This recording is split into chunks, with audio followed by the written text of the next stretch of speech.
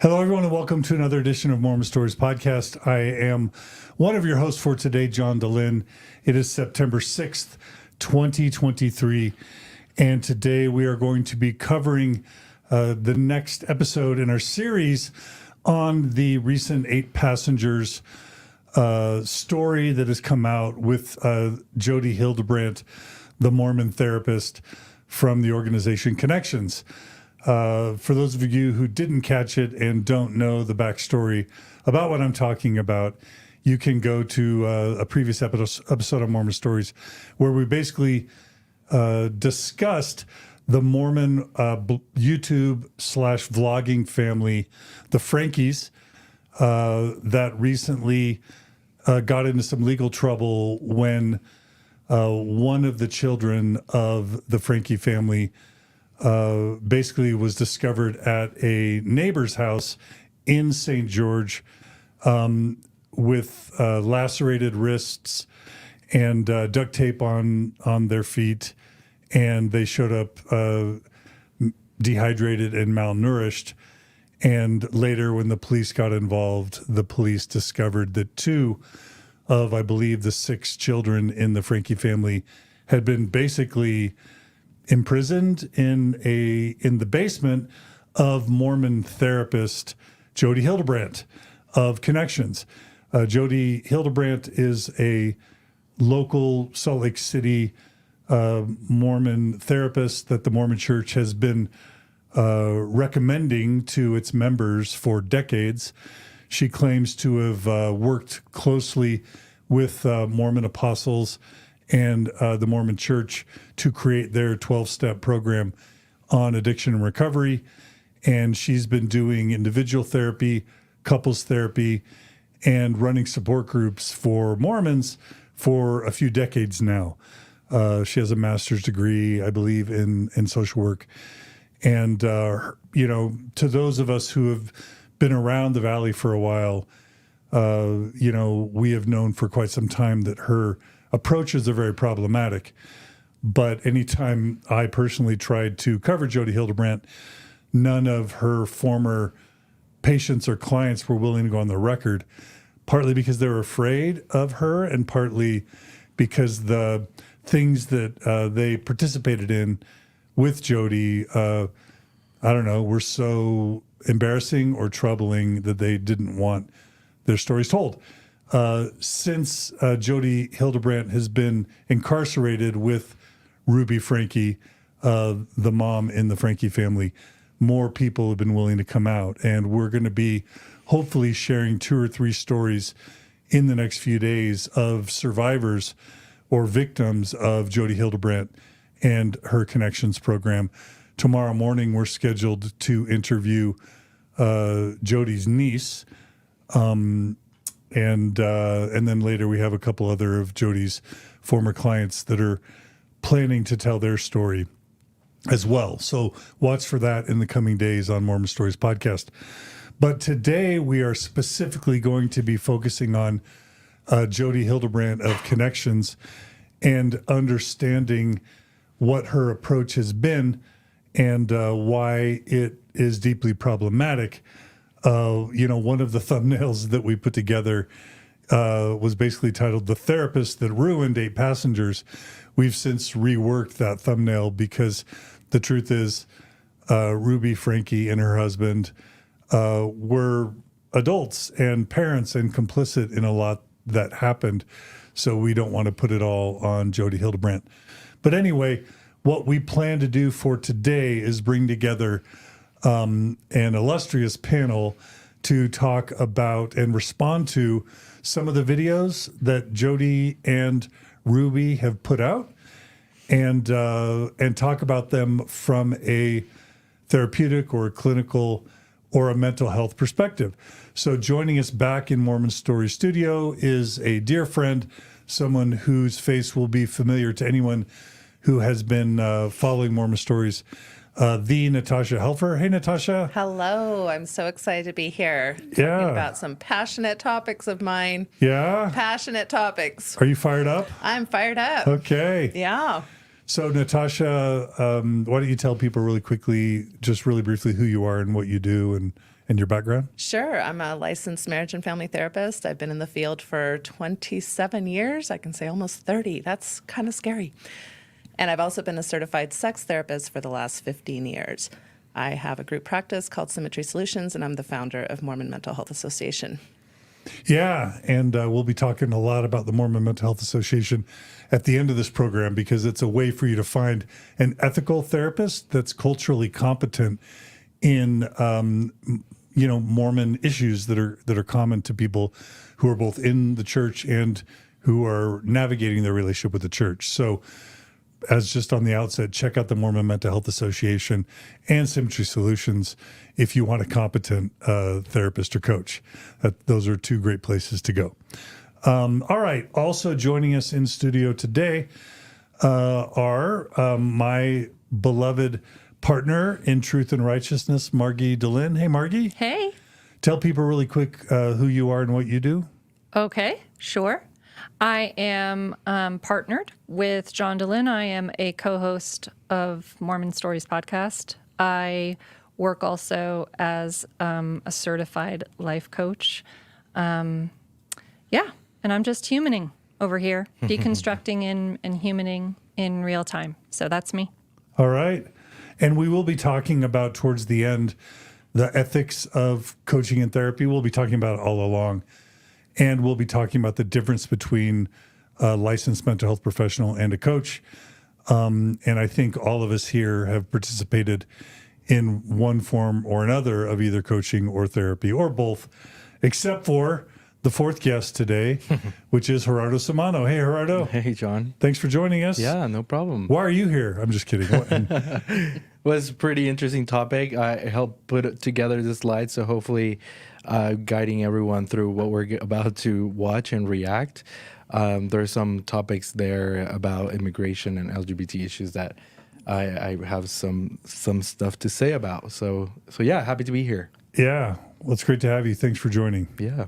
And of course, we want to welcome our live stream viewing audience, both on YouTube and Facebook. We have a healthy group here, and we'll be integrating your questions and comments.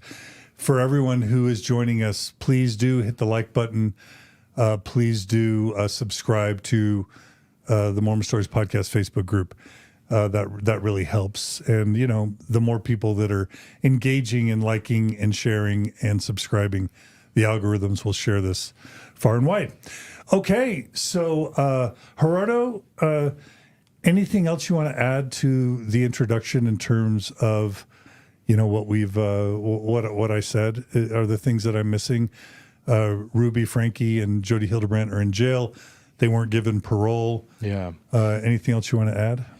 Yeah. So it seems like a few years ago, when Jodi Hildebrandt became the therapist for the Franke family. So all 8 passengers, the kids, and mom and dad started therapy with Jodi. And Jodi and Ruby became really good friends while the kids were going to therapy and stuff, doing therapy with Jodi. And it ended up a couple of years ago with a partnership between Ruby and Jodi, in which they were both involved in this company called ConneXions, where they're kind of giving some kind of like, it's kind of weird to define. Even if you try to find on their website what they're doing, it's hard. Like, they don't call it life coaching, they don't call it therapy. It's kind of like something that they just came up with, kind of like a self-improvement, but they claim it's better than therapy, better than life coaching, and something that's going to help people in their lives, and kind of like the true way to live your life and find joy in this life, basically. And they sell they sell courses, they do group therapy or group coaching and that kind of stuff, making a lot of money. I mean, I think it was found out, and we talked about on the podcast, that Jodi Hildebrandt has like this multi-million-dollar home in southern Utah. 3.1 million. Right.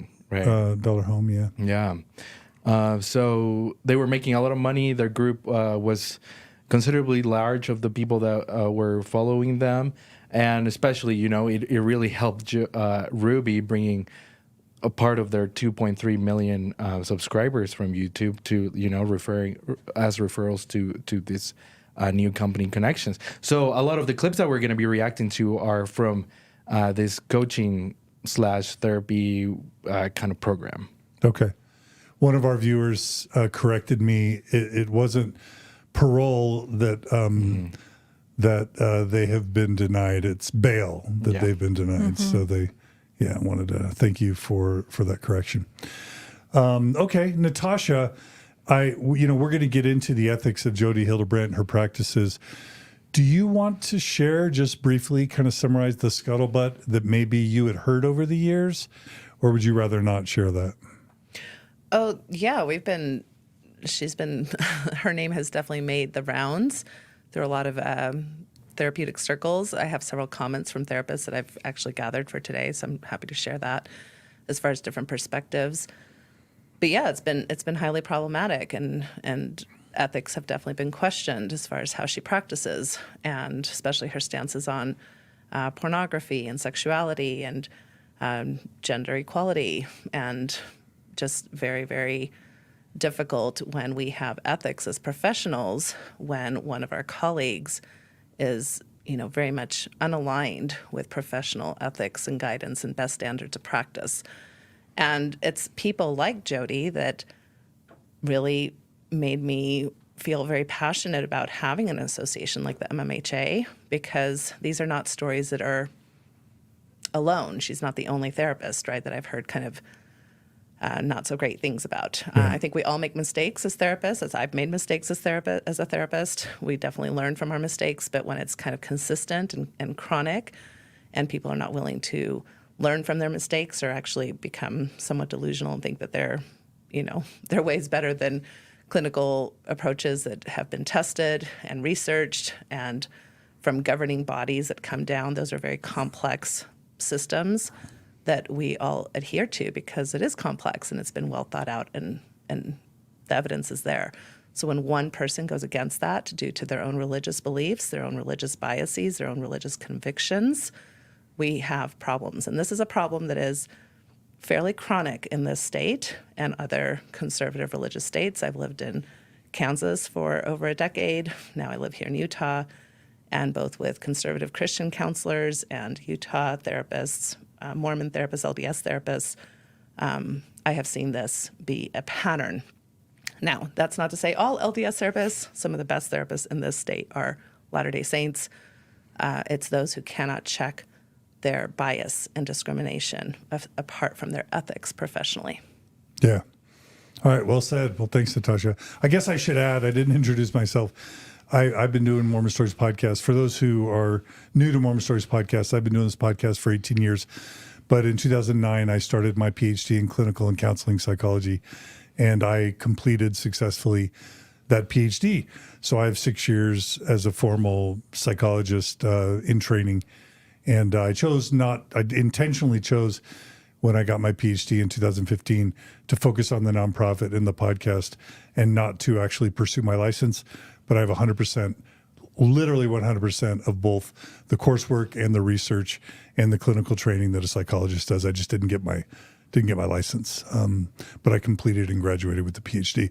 So Natasha and I are speaking with the formal clinical training perspective, and then Margie is speaking again as a life coach, and Gerardo just as someone who cares about these issues.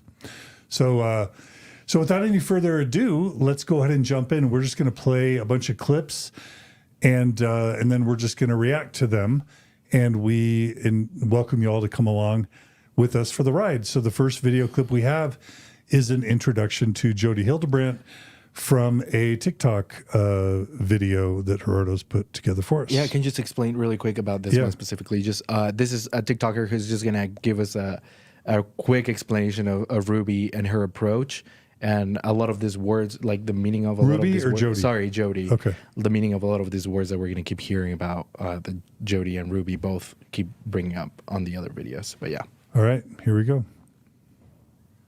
The affidavit of probable cause in regards to Ruby Franke and Jodi Hildebrandt has been released. And the craziest part to me is that Jodi would not speak to the police, but she did say something. She said that the two kids, EF and RF, should never be allowed around other children. I have been digging deep into her cult, and I'm going to share another video on that. Jodi believes in something called distortion. Living in distortion basically means that you are not living the way she thinks you should. And her main principles are impeccable honesty, rigorous personal responsibility, and humility. Name me one child who is impeccably honest. And based on the punishment she used for adults who can use their voice and speak out, I can't imagine what she would do with children.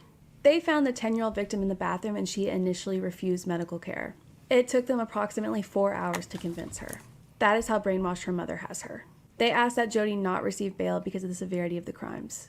The 12-year-old's wounds and malnutrition were so severe that he was transported to the hospital and was put on a medical hold due to his deep lacerations from being tied up with rope and from his malnourishment. Jodi was also well aware because she had used gauze on him, and that was in her bathroom. Now, Ruby was seen on a YouTube video that was uploaded 2 days ago that was filmed from Jodi's downstairs. It might be 5 years, 10 years. I might even take it to the grave with me. My dirty little secret. So this observation also adds to the fact that she knew. They are also requesting no bail for Ruby, and hopefully they get the greatest punishment that is available to them. Okay, so that's some pretty dark stuff. Obviously, Natasha, any initial thoughts? Other than just anger, which isn't a thought, that's a feeling. But it's interesting, this word distortion that's come up quite a bit in a lot of the videos that I've seen. There is a clinical term called cognitive distortions. They're very well studied. There's lots of examples of them.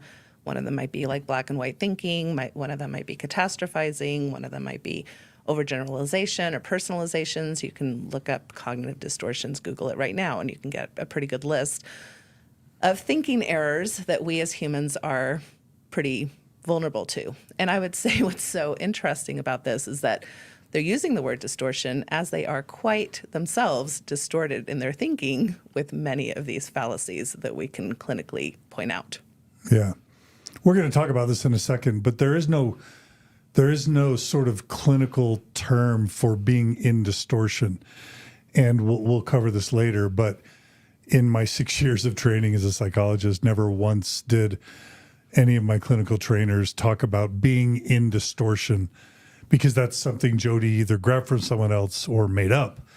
But anyone who's tried to pin down what being in distortion means has sort of concluded that it means they're behaving in a way Jodi doesn't like. Mm-hmm. You know what I'm saying?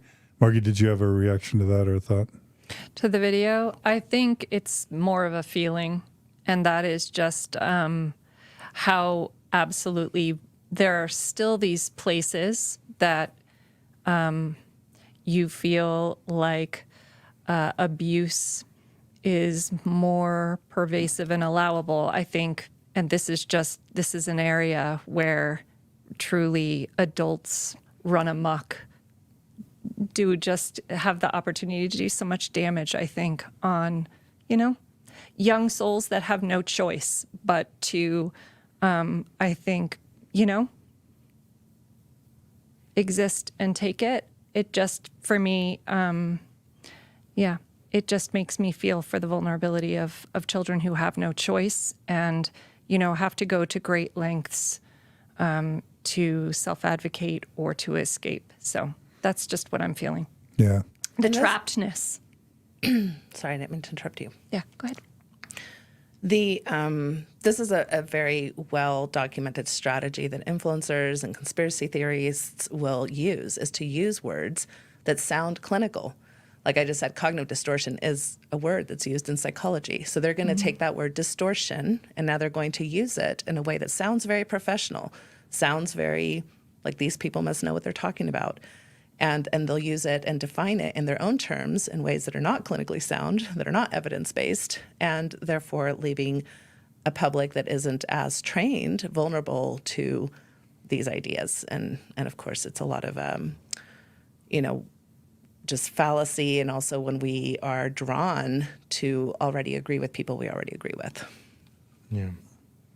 I just wanted to bring it just all back together with, I watched hours and hours of videos from Jodi and Ruby talking about this stuff.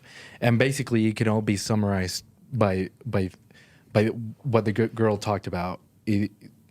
Jodi explains it as like, you're either living in truth or you're living in distortion. She says it's not good or bad. It's truth or distortion. And if you're living in truth, she talked about this three principles, which I thought it was interesting. They are found on the pornography addiction program from the LDS Church. Basically, the same principles that she keeps talking about, which are being humble, being honest, and being responsible. And that's living in truth for Jodi. And basically, everything, how you approach pornography, how you approach LGBT issues, how you approach immigration or anything, it all comes down to those three principles. And so you're going to see that on the videos that we're going to watch. Yeah. Which seconds my point, right? Those three words. Who wouldn't agree with those words? Right. Most of us would have those words as values. I can be very truthful about my pornography viewing. I can be very responsible and ethical in my pornography viewing. I can be very honest about my pornography viewing. And Jodi Hildebrandt is not going to agree that I should be viewing pornography. Yeah. But I can be very, in fact, I am very ethical in my pornography viewing. Yeah. And that's, but no, it has to be the truth, which is capital T truth, according to Jodi. Yeah. Right. And that's a good segue to our next slide. There's a slide here that shows the Moms of Truth sort of graphic with Jodi and Ruby. For those who don't know, at some point, Ruby Franke just mysteriously shut down her very popular 2.3 million follower subscriber YouTube channel, and people were just kind of shocked. And what she came out with as a replacement is this partnership with Jodi Hildebrandt called Moms of Truth. And there's a Facebook group and a Facebook page and an Instagram page and channel. And basically, I mean, in some sense, people that were concerned about the way that the Franke family was exploiting their children were probably happy to see the YouTube channel come down, because that was one of the main concerns, not just that they were monetizing, exploiting their children for personal gain, but also that they exhibited signs of abuse in some of the videos they released. And we covered that in our last episode. So I think a lot of people were probably happy that that channel got shut down. Maybe some of the voyeuristic followers weren't as happy. And maybe even people were happy that this Moms of Truth website was put up, because it appears to be, you know, who can argue with moms who are for truth, right? And so these are two moms who are for truth. And of course, Jodi is a licensed, you know, clinical social worker in the state of Utah. Really quickly, Gerardo, do you want to talk to this slide? Yeah, so this is something we got. Do you want to talk about our source, where we got this? But basically, it's just the proof that Jodi Hildebrandt, till today, she is a licensed therapist by the state of Utah, and she's licensed to practice, even though she's in jail. But yeah. So there have been, we know that, and we may cover this in a bit, we know that, I don't know, 10 or 15 years ago, her license was suspended or put on probation. Yeah.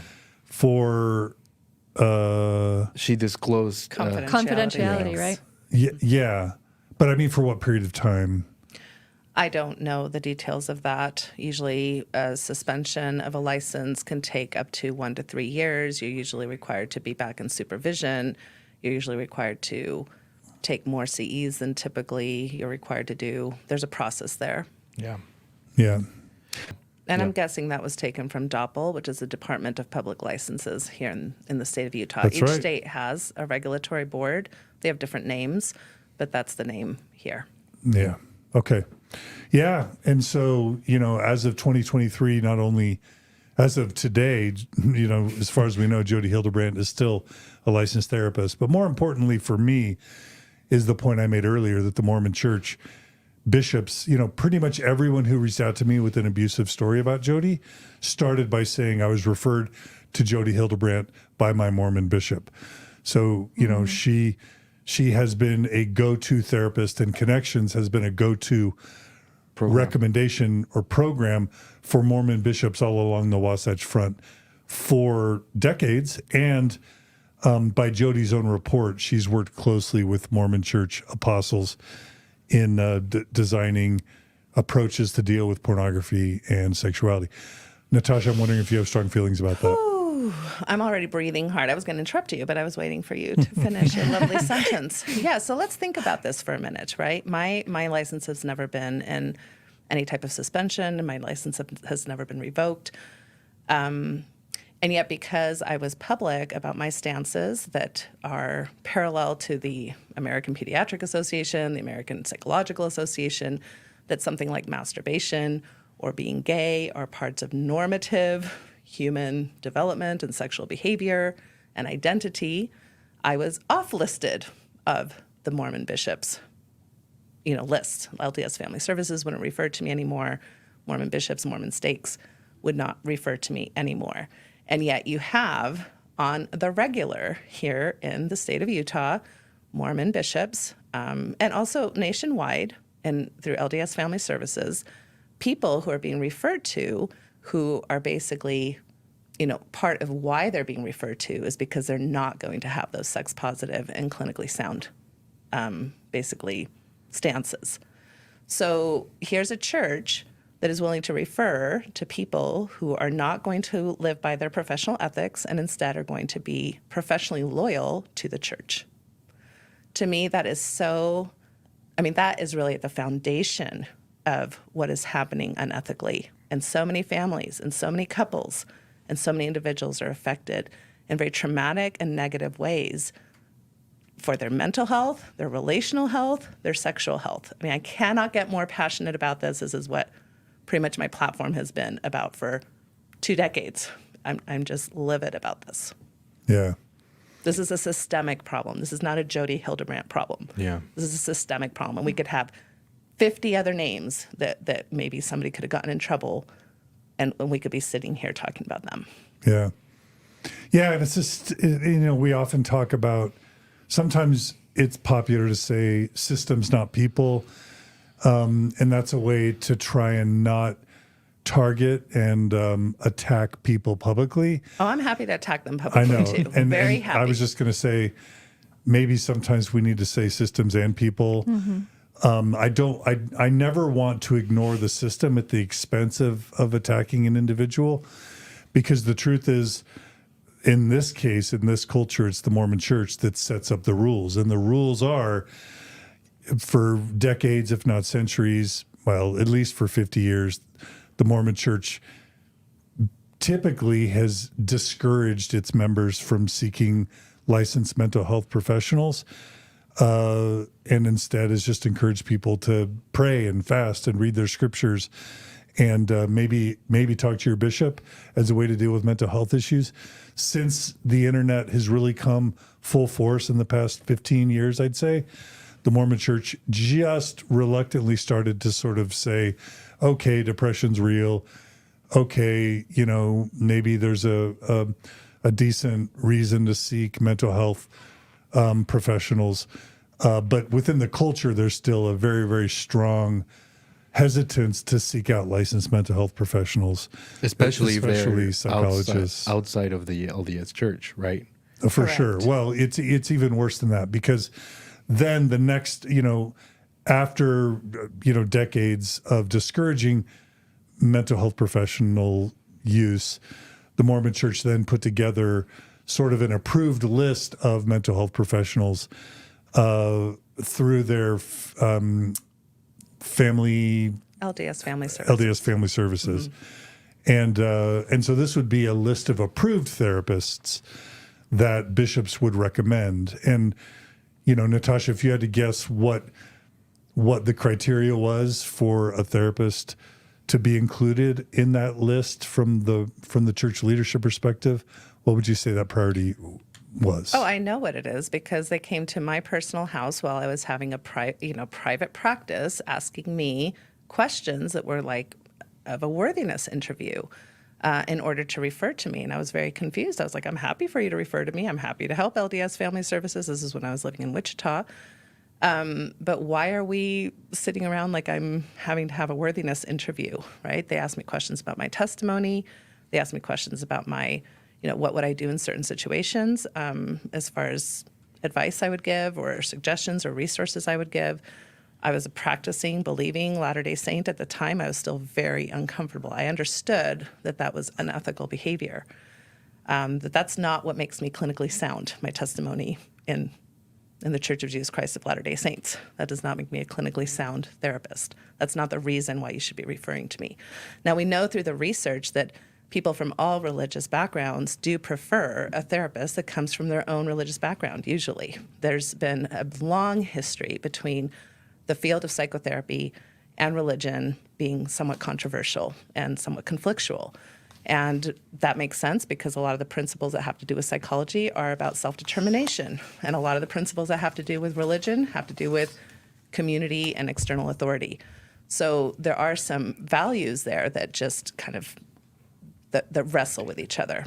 In the 1950s, 1960s, we had plenty of ecclesiastical leaders, including those from the LDS Church, that basically said psychiatry was evil. It was an evil thing. Do not go to a psychiatrist, because really the field of psychiatry came before this field of psychology as far as like the literature and all of that is concerned.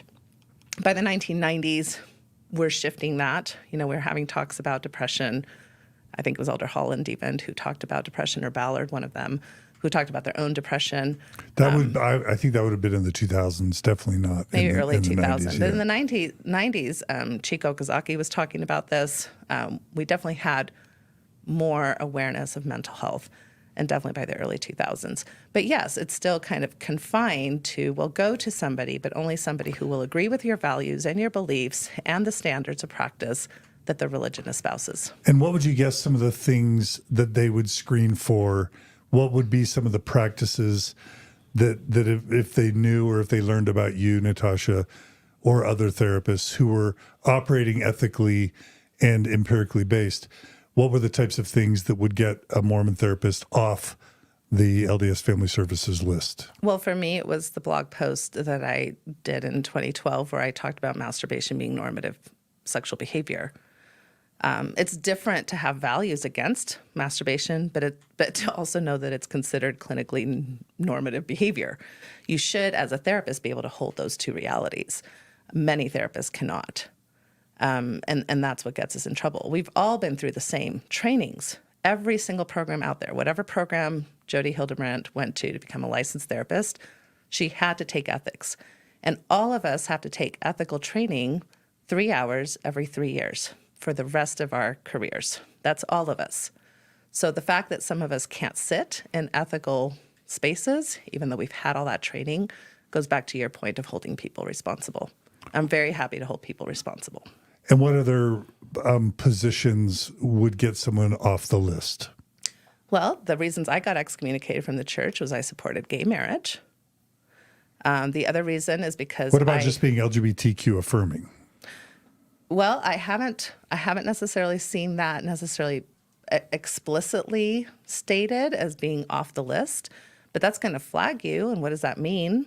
And when I've heard of many people who've worked for LDS Family Services, and they were told explicitly not to offer affirming services, and even for heterosexual couples to not even talk about sex. Can't talk about sex if you're in an LDS Family Services kind of therapy construct, which sex has a huge part to do with a lot of marriages. And so there again, are you abiding by your profession, or are you abiding by the church? I mean, when you think about this from a medical perspective, right? So if I belong to a religion where I don't believe in blood transfusions, that's my personal right. But now am I not going to offer blood transfusions because I'm a physician? So these are really concepts that affect the medical field in general, but in particular, mental health practitioners. Okay. So to continue with the presentation, we have a quick screenshot of how Ruby Franke was being marketed on this new website. It said Ruby Franke is a certified mental fitness trainer with ConneXions. Natasha, what in the heck is a certified mental fitness trainer? I have no idea. And nor does she, probably.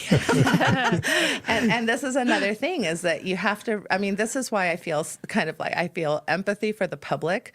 There are so many credentials out there. Which ones are legit? People have all these credentials behind their names, right? Which ones come from governing bodies? Which ones come from people who've just developed a program on their own? And we have some of these. For example, John Gottman, who is very respected, evidence-based, but being Gottman certified, that's a one-person program. So there might be blind spots in that program, right? And although I do hold him in very high regard, I do disagree with some of the things he has to say about sexuality because he's not really a sexuality trained professional. So even though I recommend his book all the time and recommend his work. So even with people who are doing pretty good, sound work, when it's a one-person program versus my training, for example, that comes from the American Association of Sexual Educators, Counselors, and Therapists, that's a governing body that over decades has created criteria for somebody to be deemed certifiable. Certifiable sounds bad. That you're able to get your certification through that organization. So, and that includes lots of research and studies and courses and supervision that comes from a diverse body of individuals, and that's constantly being challenged and constantly being, grown, and so it's clinically sound. Yeah. That's also the difference between certified sex therapists and certified sex addiction therapists, which are called CSATs. CSATs comes from John Carnes, who was the founder of the addiction model. That's a one-person certification. It's grown more than that over the years, but it still comes from that. It's not a governing body that has created that. Okay. Really quickly, I'm just going to add that the idea of screening a mental health professional for their personal beliefs, I think that's unethical just in and of itself, and it's deeply problematic. Number one, they can lie. Number two, you can be an excellent therapist and be completely secular. Therapists are trained to not interject their own values into their interactions with their client. In fact, that's one of the most critical and most emphasized ethical principles, both for therapists and for coaches. And the flip is also true that if a therapist can pass a Mormon Church Temple Recommend interview and answer all the believing questions in the affirmative, but they interweave their personal religious beliefs or church doctrine into their therapeutic practice, that's highly unethical. In other words, if a Mormon kid's trying to decide whether or not to go on a mission, and the therapist is like, of course you should go, the prophet says so. Or if somebody's struggling with scrupulosity and they're told by their Mormon therapist, well, just pray and read your scriptures more, and scrupulosity is religious obsessive compulsive disorder. Sometimes saying something like pray and read your scriptures is the absolute last thing you should be telling. But regardless, prayer and scripture study is not an intervention for things like depression or anxiety, etc. So you have to, I think a therapist's personal beliefs should really be off the table, either for or against. It should basically just be, do they have a commitment to their ethical principles, and do they follow them? And if they do, their beliefs just won't really enter into it. Now, it will also be unethical for a therapist to promote atheism or promote agnosticism or to be negative about someone's religious tradition. But I can say just very comfortably, I was trained by secular, non-religious therapists, and all of them would have kicked out any grad student that was unaffirming or critical of a presenting client's religious beliefs or sexuality or anything. So it's just another reason why beliefs of the therapist should really just be off the table. I have 2 points. So first of all, because you asked me the question about affirming, I think a lot of Latter-day Saints believe that they are affirming to gay and lesbian and bisexual and transgender individuals with this idea that we love them. We just love this. We just hate the sin. That is not affirming. So again, how is affirming being defined, right? And you need to have quite a bit of training to consider yourself LGBTQ affirming in the therapeutic fields. The second comment I want to just make is the organization AMCAP. Another reason why I was so passionate about founding the MMHA was that this association that does exist is called the American Mormon, I think it's the Association for Mormon Counselors and Psychotherapists. I'm going to guess. So when I went to join that organization, it basically, again, was a litmus test on whether or not I was a worthy member of the church. And again, even as a believing LDS therapist, I thought this is not okay. So, yeah, that's another, or that's an association that's not okay. Got it. Okay. Margaret, I was going to say just something really quickly about that slide that we just looked at with Ruby Franke, and I think her being described as a life fitness, was it a life certified fitness? mental fitness trainer. Mental fitness trainer. Yeah. So one thing I was just going to point out about coaching in particular is just this idea of coaching being a relatively new emerging field and largely unregulated as well. And so what that means, not to say that there aren't certification programs. There's the ICF, the International Coaching Federation. There are certification programs. I went through one, and in doing so, you know you're being trained in ethics, you know you're abiding by professional standards. But what that means, and I'm just pointing out in that slide, is that anyone, because it's largely unregulated, can call themselves a coach of any kind. And it really falls on clients self-advocating and being educated about what questions to ask coaches. I think coaching has incredible possibilities. They can work really well in tandem with therapists in a way that's very complementary. And it can be incredibly problematic due to how unregulated it is and can do a lot of harm as it's trying to help. Nobody's taking this license away from her, this certification. She can continue to call herself this in jail. Yeah, that's right. Okay, this is a great introduction. Let's go ahead and jump into the next video, and we'll start now the series of reactions. So here's the next video. I had a phone call yesterday with my therapist, and she taught me about truth and distortion. Mom probably talks about Jodi all the time. But I've mentioned Jodi a few times. She has a podcast called ConneXions with an X. anyway, What did you learn? Well, I learned about the 3 different types of pain, and we can feel pain in ways of our own choices, other people's choices, and just like random events. And it's our way to choose to see things in truth. So me deciding that my stomach ache was Chad's fault was not seeing things in truth. Right. But I really, really want to blame him. Because I just want to be able to eat my desserts again and Oreo cookies without stomach aches. And so Then send me off to another wilderness camp again. I can't eat the sugar that I used to after taking 12 weeks off. She's numb. Now, I don't know if you're paying for therapy. If you're paying for therapy, I'd say I'm not paying for therapy. I don't know what 21-year-old can afford to go to therapy. You don't get to control what she says in therapy, but you can say, I'm done paying for it. I don't know if she's being reinforced by her therapist. I don't know. I hope she's not, but she could be. Because therapists across the board are quite enabling. So that's Jodi Hildebrandt. Gerardo, do you want to share why you shared that clip?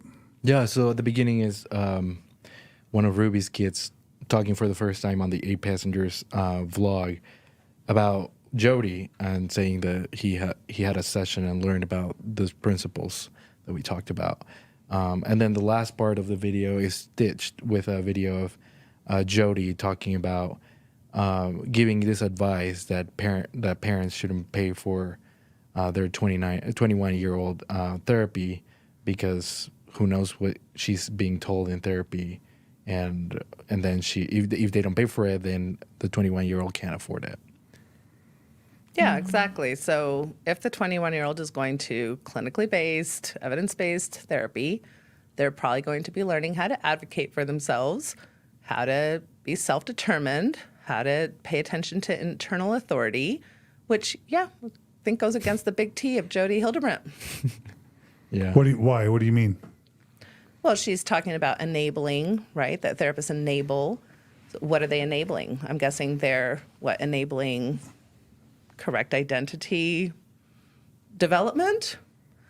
So if a gay or lesbian child comes to my office, and if the parents who, in this culture, we continue to want to be parents throughout adulthood, that's how the church parents, And that's how LDS parents want to parent, to still have a lot of influence over a 21-year-old, a 28-year-old, a 58-year-old, quite frankly.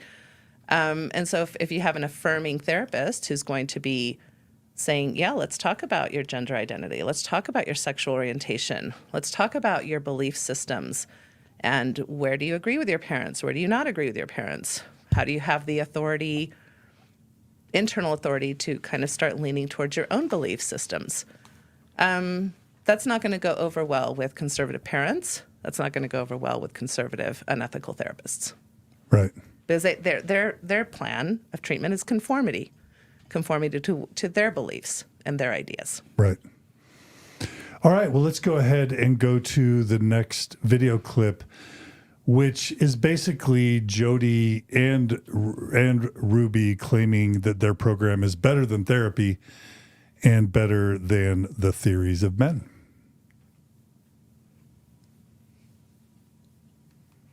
Jodi and I are here to do is to invite people who were like me and who have been in Jodi's place and have not found peace in theories of man and need something else. Yeah. And that's what we're here to offer. Yes. So we'd like to actually share some comments that we have received from you, and we want to address them. Here we go. Here comes good old Instagram. These are sincere comments from some very sincere people. And I think it's important that we talk about this. I want to invite you to really consider, is this working for you? Are you getting the help that you need? These comments might reflect how you feel. So comment number 1 is, I've gone to multiple different therapists, and what seems to happen is that it initially feels okay. But as I keep going, I just get worse and worse until things are so bad I can't keep going. I've never gotten anything out of therapy that I couldn't get from just talking to people on the internet, which actually has been more productive for me. Hopefully they're talking to people in truth. Yeah. Yeah. So I hear that, and what I'm hearing is that this person is desiring to feel some foundation under their feet, like feel some stability under their feet. And they've gone to different therapists, and I don't know exactly what they're looking for. And they're walking away saying, I'm not finding what I'm looking for. Well, let me tell you, those of you who feel that way about life coaching, therapy, meditation groups, whatever modality you're going to, that you're not finding peace.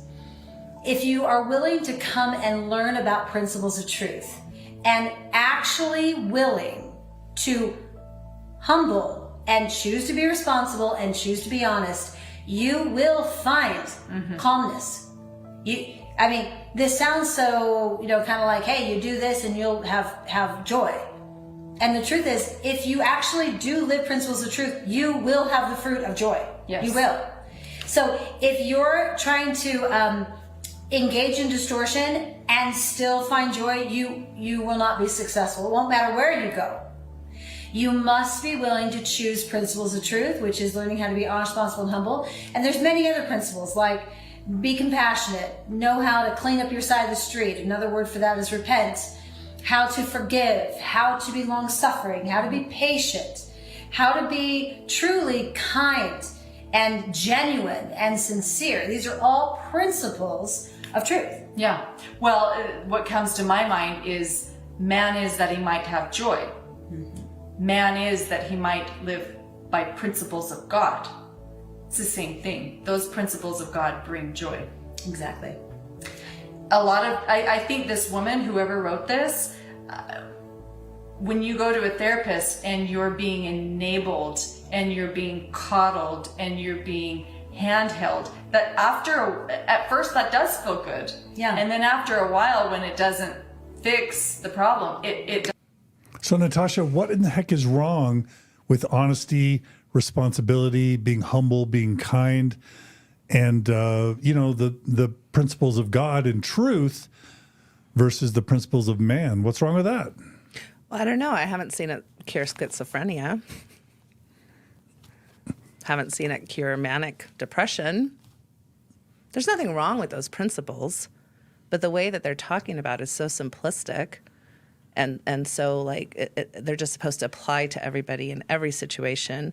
And quite frankly, it just sounds like a religious commercial. I mean, there's no clinical soundness in this. It's the classic, well, buck up, little camper, just be happy, and I guess that will cure depression. We know through tons of research and of course, sadly, tons of completed suicides that buck up and be kind is not going to help you with a clinical disorder. Well, okay, just to push back, let's just say it's not as simple as buck up. It's learning to be honest, learning to be responsible and to own your things, and learning to be humble.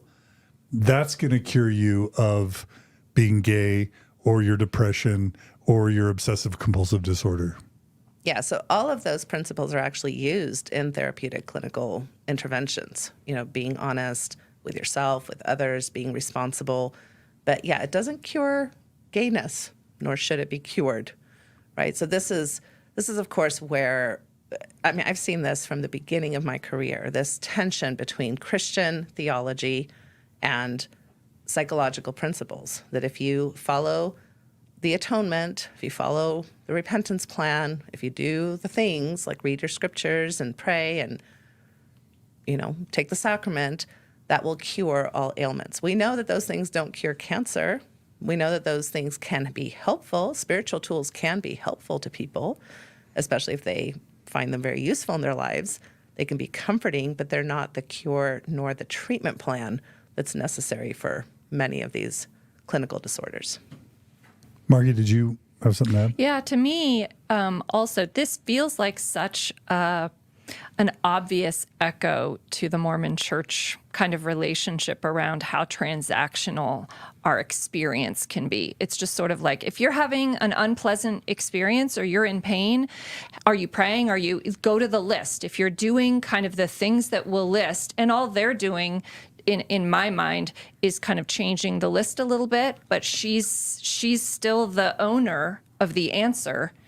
You know, Jodi is the one that holds the keys, and you have to kind of go through her. And also, so to me, it's so reminiscent, I think, of where many of us have come from, in a way that's overly simplistic and actually really damaging to view reality and life in this transactional way, as well as repeating kind of this philosophical argument of like, we are born depraved, and therefore, you know, using words like coddling and using words like, you know, being validated or as negatives. I feel like, especially in light of what we know now of Ruby's parenting style and abuse, it kind of reinforces this idea of like, children are depraved, human beings are depraved. And unless you kind of do something aggressive and whip them into shape and, you know, really discipline them, you know, they're going to go astray. They're going to not have, you know, whatever, be worthy, be good, be moral, be all the things. And I really see that in kind of Mormon culture, Mormon doctrine as well. So to me, it echoes so much of where we come from. It's like a duplicate blueprint. And right along that, Margie, there's one result. There's the one way. Yes. Right? Whereas in good ethical therapy practices, there could be multiple outcomes. Whether people decide to divorce, whether people decide to go to a certain career choice, whether there's no one way that success is going to be measured. And using fear about research scientifically proven, you know, interventions that therapists use, using kind of this tactic of like, don't trust that. Don't trust actually the thing that go with us. I have the keys. I have the list for you.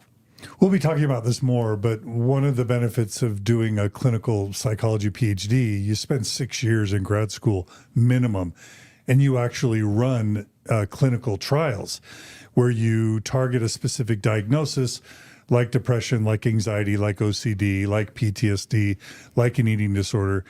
And then you study the past treatments, and then you come up with your clinically and empirically supported new intervention.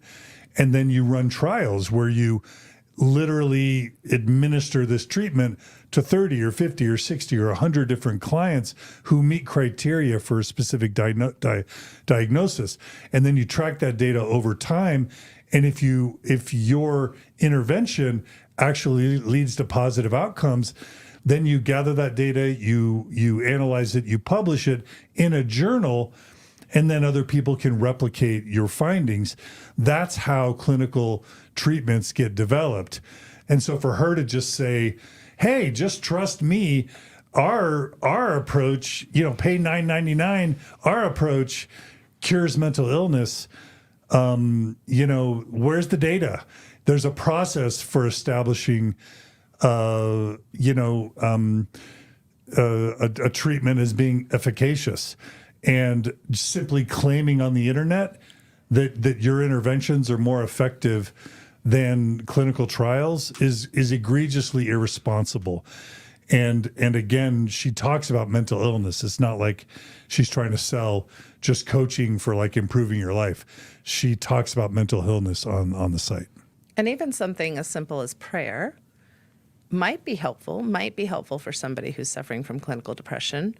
Not probably going to be helpful for somebody who's struggling with scrupulosity, right? Yeah. So treatment plans differ drastically depending on correct assessment and what are the diagnoses that certain people are struggling with. Yeah. All right, let's go to the next video clip about how to find a good therapist and about truth versus distortion. Number 3, unless something goes disastrously wrong in the first session, it's hard to tell if you're dealing with a poor therapist. I can vouch for that. Or rather, a noticeably poor therapist. Even proponents of therapy will tell you that it can take a while to get an idea if your therapist is a good fit. So it takes a long time to even figure out if you've got a good therapist at all. Can we talk about what good therapist means? Yeah, and good fit. Yeah. So everything in ConneXions is broken down into truth or distortion. It's not broken down into good or bad. So I really encourage people not to use the words of, this is good, this is bad, this is right, this is wrong. Instead, everything is looked at and scrutinized through the lens of truth or distortion. And that's why this is so powerful. So if I'm your trainer and you're sitting across from me, you can know exactly if I'm telling you principles of truth because you can scrutinize principles of truth. You know what principles of truth look like. You know when someone's being sincere. You can see it, you can feel it. You know when someone's being humble, when they're being authentic, when they truly are being thoughtful and compassionate towards you. You know when someone's sincerely wanting you to be responsible for yourself, or they're taking responsibility for themselves. So this isn't about, is this person good for me? It's about, is this person teaching me principles that actually govern healing? That's what this is about. And so, I hope that there's mental health people out there that aren't just doing therapy, but they're doing coaching and other modalities of healing that are teaching principles of truth. If you are receiving principles of truth, you will recognize it and you will start changing. The one thing that is consistent, Ruby, that I get across the board when I was doing therapy, if you will, I was learning principles of truth. I had been taught them from a spiritual source, and I was sharing them with my clients. And I was not teaching them theories of that humans had created. I was teaching them about, you need to be responsible for yourself. And I watched people and my own life transform right before my eyes. This isn't something that I just believe in. I have watched thousands of people change as a result of them using their agency and choosing truth. So it wasn't like, oh, she's a good counselor. And most people didn't like me, and the reason they didn't like me is because I was inviting them to be accountable. And a lot of people are not interested in being accountable, they're interested in just complaining. And I knew that wasn't going to help them with finding joy or having peace. Well, what I was interested in when I was looking for a therapist, we went through a couple, when I say we, Kevin and I, my husband, And we weren't looking for a good therapist. I was looking for someone who would side with me, and he was looking for someone who would side with him. That's what a good therapist, somebody who's siding. She's the best therapist we've ever had. Oh, she's the worst therapist we've ever had. She doesn't agree with anything. She thinks I'm the problem. Well, that's why I love her. Yeah, that's really common. If you're a therapist out there watching that, don't you know that? That's what goes on. But when you start teaching principles of truth, when you learn principles of truth, it's not about me. It wasn't about siding. And it's not about Kevin. It's about our choices that we're using, and if our choices were in truth or in distortion. And so there's no taking sides. It's hey, I'm taking the side of connection. I'm on both of your sides. Exactly. And here's where your choices are, and here's where your choices are. And it was very clear. Yeah. Natasha, you're covering your face with your hand. What's going on? What's going on for you in that clip? Yeah, it's just difficult to listen to this kind of stuff. I mean, there's again, sprinkles amidst a big pile of bullshit. Well, what were some of the lowlights for you? So, and even just, let's talk about cognitive distortions, and she loves that word so much. She just did a circular fallacy, right? She's like, you got to trust yourself because you will know if you feel, like this person is sincere, and you'll feel, great with them. And then she's like, but a lot of people don't like me. I'm like, ding, ding, ding, ding. It's yeah, trust that, please. Yeah, it's just, there are truths here, of course. Of course, it's important to find a good fit. Of course, we know that the number one way that therapy and coaching services are going to work for you is if you feel like you are, somewhat joined with the provider and feel comfortable with them and feel listened to and feel attended to your needs. Are you working on the things that you want to be working on? Do you feel like, you're able to disagree with your therapist and that they'll be able to tolerate that? These are very important things. But again, it goes back to the way that they're describing it. It's just, I'm going to be the way. I'm going to be the way for you. And yeah, and then there's also untruths here. Like if you're dealing with paranoid thoughts, you can't always trust your own ideas about whether or not somebody is sincere or whether or not somebody is being thoughtful. And again, how are you going to know what truth are we talking about here? She keeps on coming back to this truth. Whose truth? Because her truth and my truth are diametrically opposed. Like I couldn't be farther away from her truth. Yeah. I think she mentions, I had to listen to that clip several times to understand what she was saying, but it was pretty clear. Funny. I'm sorry. It was pretty clear to me that she's, she gives it up. She says she learned its principles of truth, which are universal, from a spiritual source, which, that means her church, right? And then she says, and when I was doing my clinical trials, I stopped using the theories of men, and I started applying principles of truth, and all of a sudden, all my clients started changing their lives. So kind of saying, like whatever mental health associations say, I don't care about it, because these principles of truth that my church teaches me is what matters. And this is where people have to educate themselves on the concept of confirmation bias. We are all prey to that. We're all vulnerable to confirmation bias. So yeah, if you have a therapist who's espousing these truths that happen to align with your religious truths, now all of a sudden that feels comfortable for you. But that doesn't mean that you're getting ethical nor clinically effective treatment. Yeah. I thought it was ironic that she made the assertion that you can always tell when someone's lying. Like these two women had two of their children basically locked up in a basement. Could we have told that from their YouTube videos and from the things that they're sharing? What do you think, Natasha, about the idea that you can always tell when your clients are living in truth or lying? Nobody can tell. This is one of the first things that I talk to my supervisees about. They all come in all butthurt. They're all like, oh my gosh, my client lied to me. I'm like, of course they did. like, of course they did. People lie all the time for all kinds of reasons. You have to be even very professionally trained, forensic psychologists have a very hard time understanding if somebody's lying or not. And of course, why we've created things like lie detectors, and even those aren't 100% ethical. I don't even think lie detectors are admissible in many courts. Yeah. Okay, this next clip is sort of a clip where Jodi, in my view, kind of loses it. Gerardo, tell us really quickly why you included this, and then we'll share it.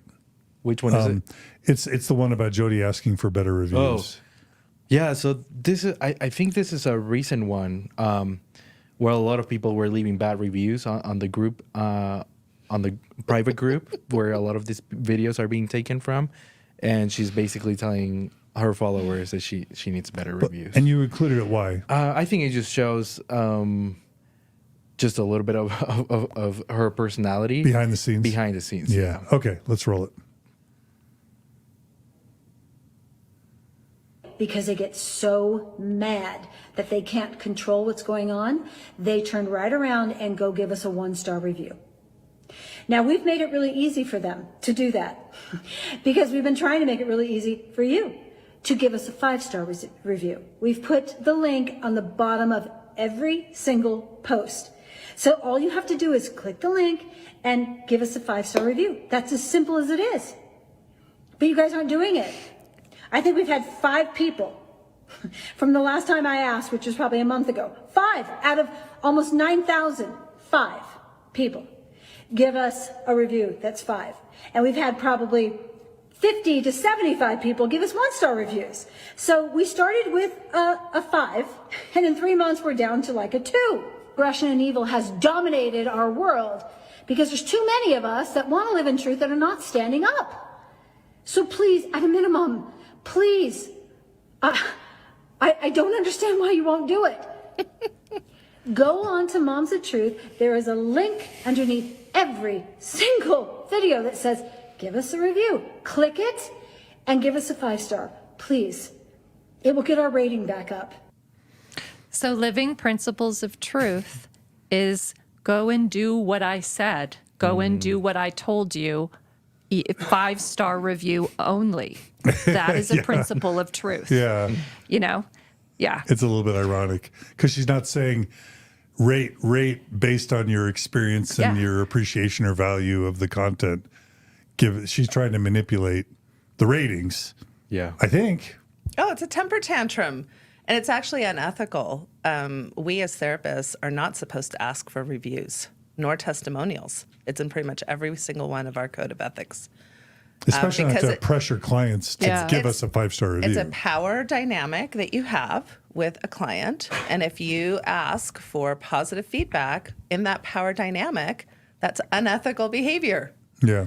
So we do send out anonymous surveys, and most therapy practices do, just to make sure people do have a way anonymously to share something they may not feel comfortable talking about with their therapist face to face. And the few, I do get negative reviews.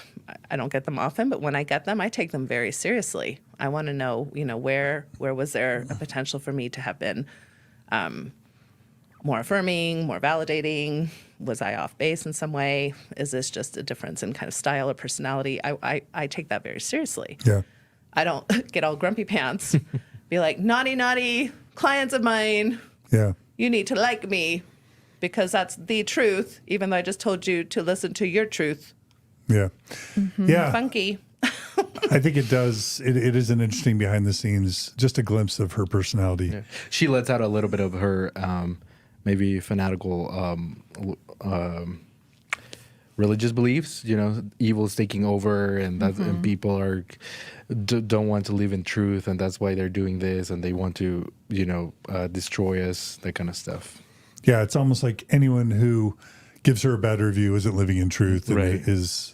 What's the word in distortion? Is living in distortion. Okay. It's narcissism. Yeah. I mean, she's exhibiting narcissistic traits. Yeah. Right That's here. a good call. Good call, Natasha.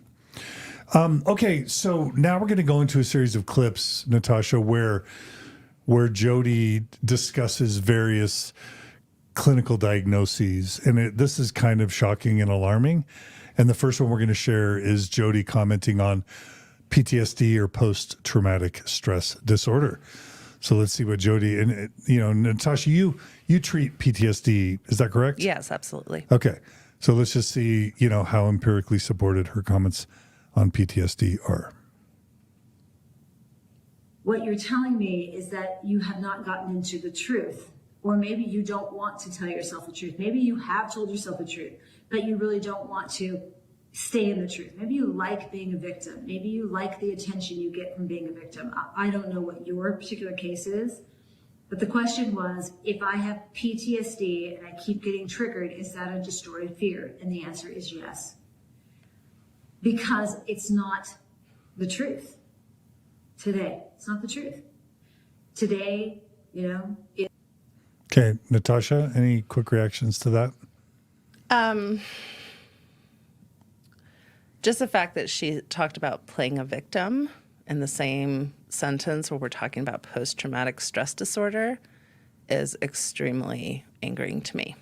Now, why someone, if they're a victim of assault or if they're a victim of rape and they have PTSD symptoms as a result, the term victim could be appropriate, no? Victim, but she said playing the victim. Okay, which means Of course, what? I've been a victim of sexual abuse. I've been a victim of crimes. I've been a victim of a lot of things. I'm perfectly comfortable with the word victim.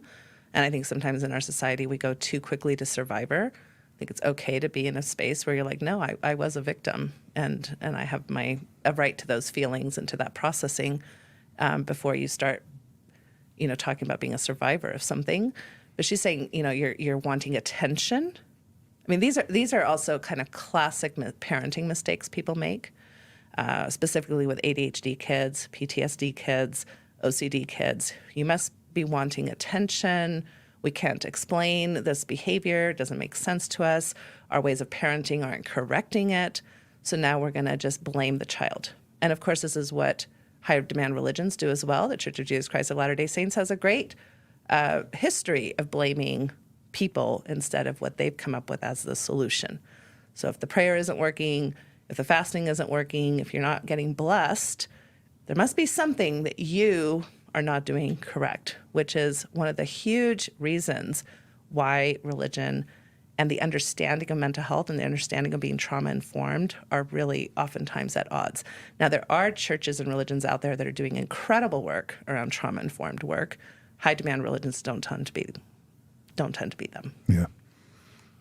I'll say really quickly that as soon as we start talking about mental health diagnoses like PTSD, OCD, eating disorders, we're starting to talk about specializations.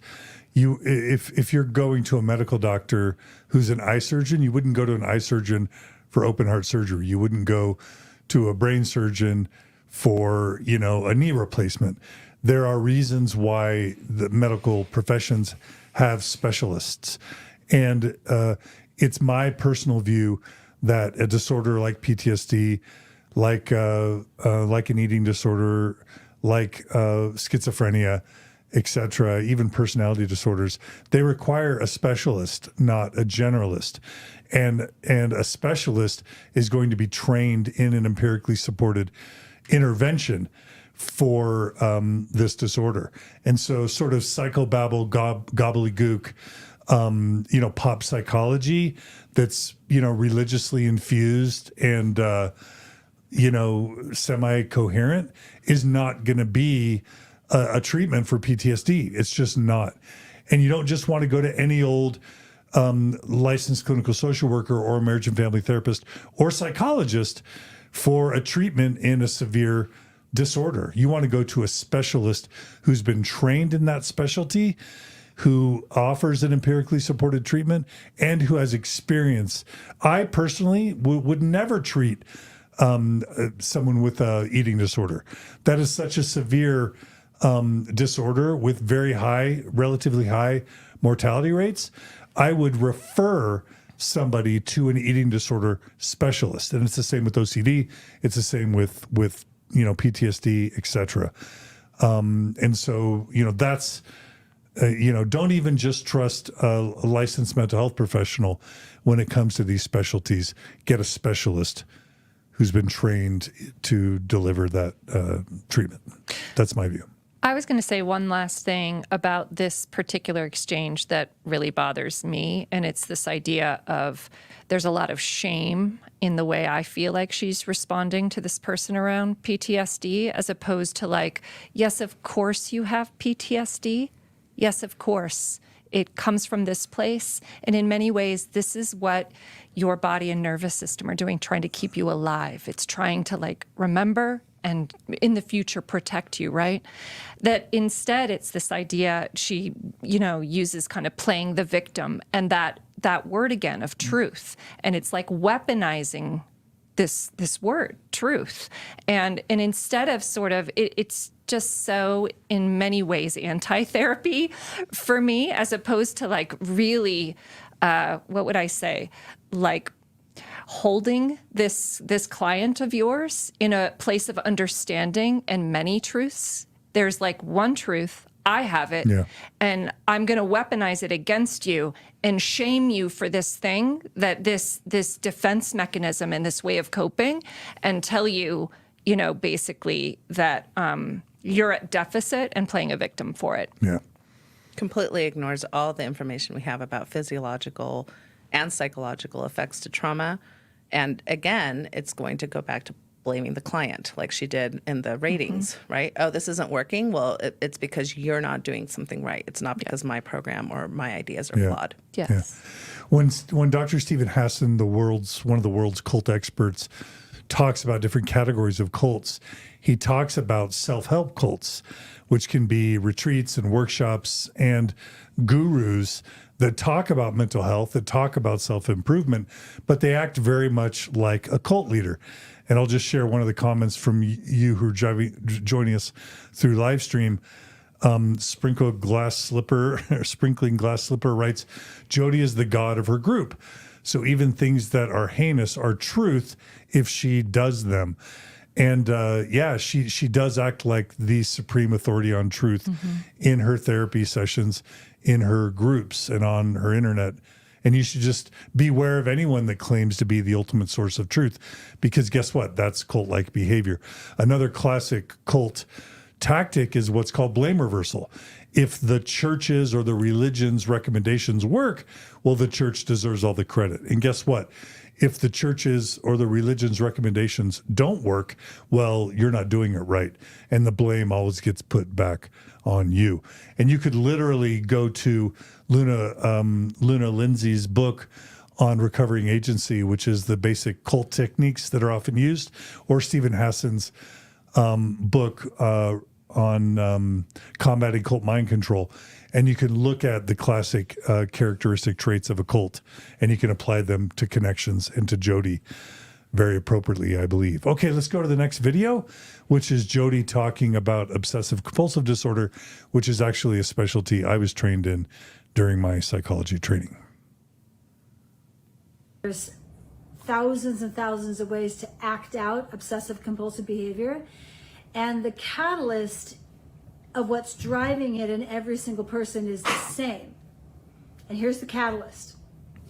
The catalysts are, I don't understand who I am as a being. Like, I don't understand my identity as far as being a child of God, and the worth and the value and the importance and the love that God has for me. Like, I don't get that. And then secondly, I don't understand how to manage discomfort. So, Natasha, I saw you putting your hand over your face. Do you want to quickly give your reaction to that? I will tell you what your identity is. I will tell you.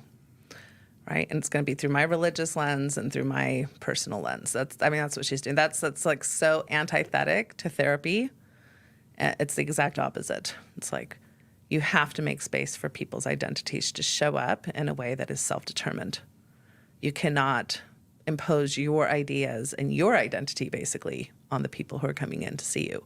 And to even have this be tied to OCD, I don't even get it. Like, yeah, well, she's saying that the reason people have OCD or obsessive compulsive behaviors is because they don't understand their identity. Yeah, there's nothing. And there again is one identity. There is one truth. Yeah. You are a child of God. Yeah. Which is literally words from a religion. And this is a set belief up, from a religion. Exactly. And it's set up to be anti-LGBT immediately. Because if you identify as gay or trans or bisexual or pansexual or asexual, well, see, you don't know your true identity. That's why you're having problems. Actually, we're having problems because so many people like this exist that discriminate against people with their identities. Yeah. That's why we're having problems. Yeah. And then I'll just say, because I studied treatments for scrupulosity and OCD in my PhD work, that, scrupulosity is a classic form of OCD, which is religious OCD, where hyper-religiosity or hyper-rumination about worthiness and about religious righteousness can be its own form of OCD. So if you go to an OCD client who's got scrupulosity and you tell them, look, you just need to remember that you're a child of God and study the scriptures and pray more. They may be praying 4, 5, 6 hours a day. They may be reading the scriptures 4, 5, 6 hours a day. And they may be having ruminations constantly about their worthiness. And if you start putting pressure on them about other thoughts they need to be having to just magically, cure themselves from their OCD by just remembering you're a child of God, you can actually exacerbate their ruminations instead of neutralize them and help them, maybe free themselves from the ruminations they're having. So, there is not a cognitive intervention for OCD that involves just introducing new thoughts. You're literally just piling on the intrusive thoughts that they're already having, and that's counterproductive in the treatment of OCD, in my view. Not just in your view, John, in the research. Yeah. So her stuff is super damaging from an OCD perspective, in my view. And don't you find the way she uses her voice is so what therapy is traditionally not about? Like, you feel like she has the answer, and there is no process. It's just, here you go. Here's why you have OCD in a line, as opposed to this sense of like therapy is a process that oftentimes you go through together with a therapist you trust, where there's a lot of curiosity and there's a lot of researched tools and methods that are used as part of the process. But it's like, this again is like a total blueprint of what I view, not to overstate it, but Mormon authority stepping in, telling you in an external place, telling you what's wrong, and back to the other video, telling you actually if you're in truth or in distortion. You're not deciding, she's deciding. That's why you're experiencing these feelings. You're in distortion. I'm here to tell you. Yeah. Margie, that's a great point. It reminds me of kind of one of the complaints that they talked about that people have. They go to therapy and they're like, this isn't helping. Sometimes, obviously, you may not have the right fit, but a lot of times it's the expectation people have of therapy, because a lot of people go into therapy expecting that somebody is going to tell them what to do, especially if they come from a high-demand religion or culture where that's what they're used to.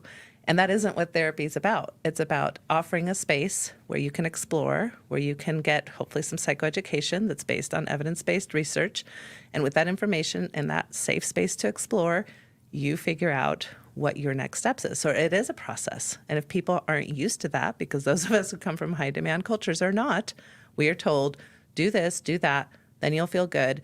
And oftentimes, if you do that for short spouts of time, it does feel good because you're like conforming, and the conforming piece is what makes you feel good, but it's not really lasting, effective change in people's lives.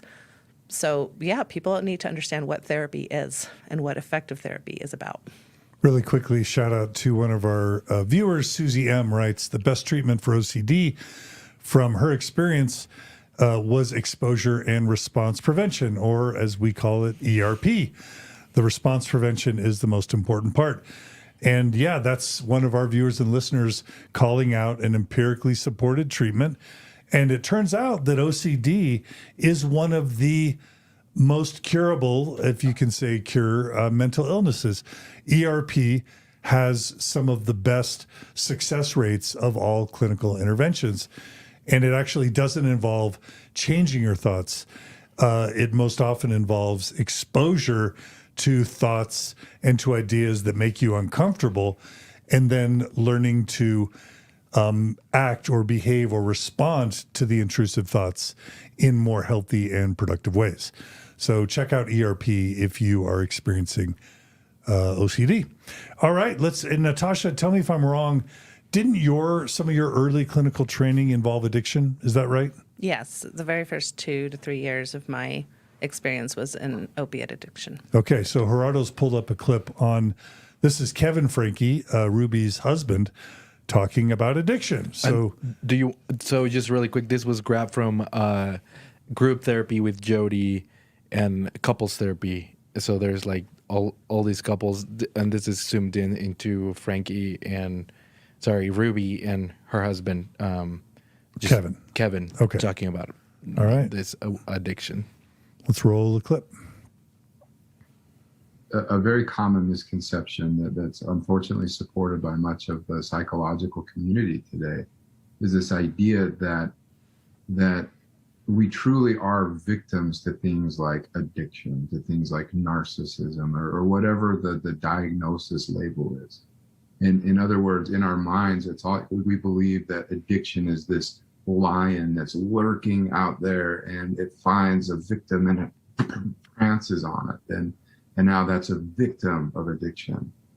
Or the same with narcissism or any of these labels. And the truth is that addictive behavior is a result of consistent choices that are not made in truth.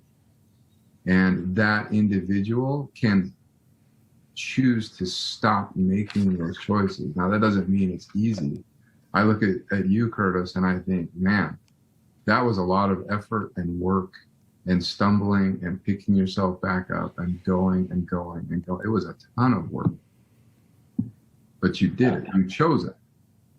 And I also had many addictions that I was choosing in my life that I needed. If I wanted recovery, I needed to stop choosing them. I was no victim to them.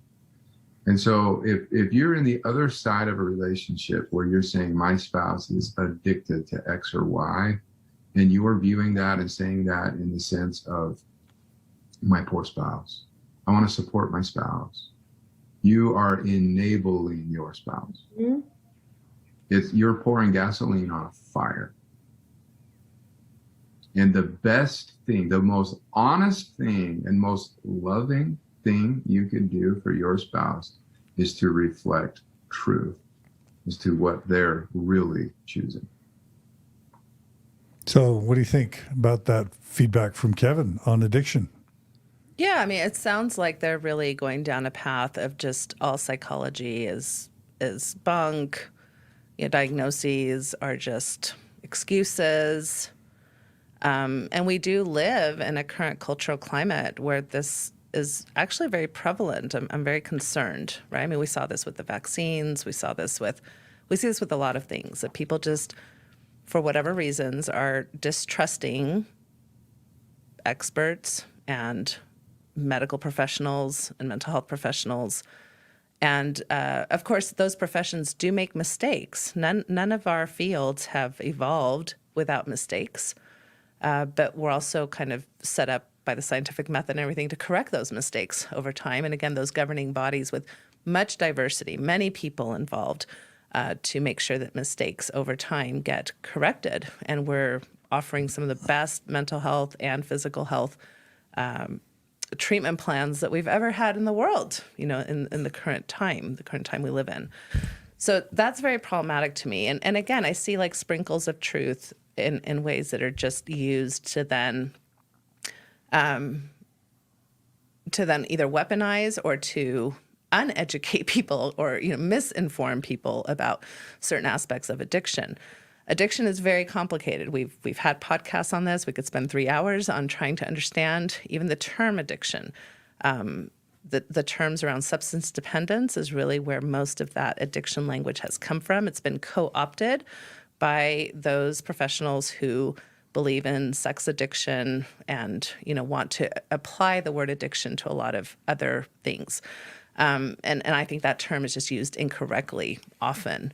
And so that's a very complex conversation that I don't know that we have the time on for today. But the other part that's really interesting there at the end is that if you lean towards your partner in compassion or empathy, that's problematic. And what you need to do instead is to give them truth, which again sounds lovely until you realize that what their truth is punitive.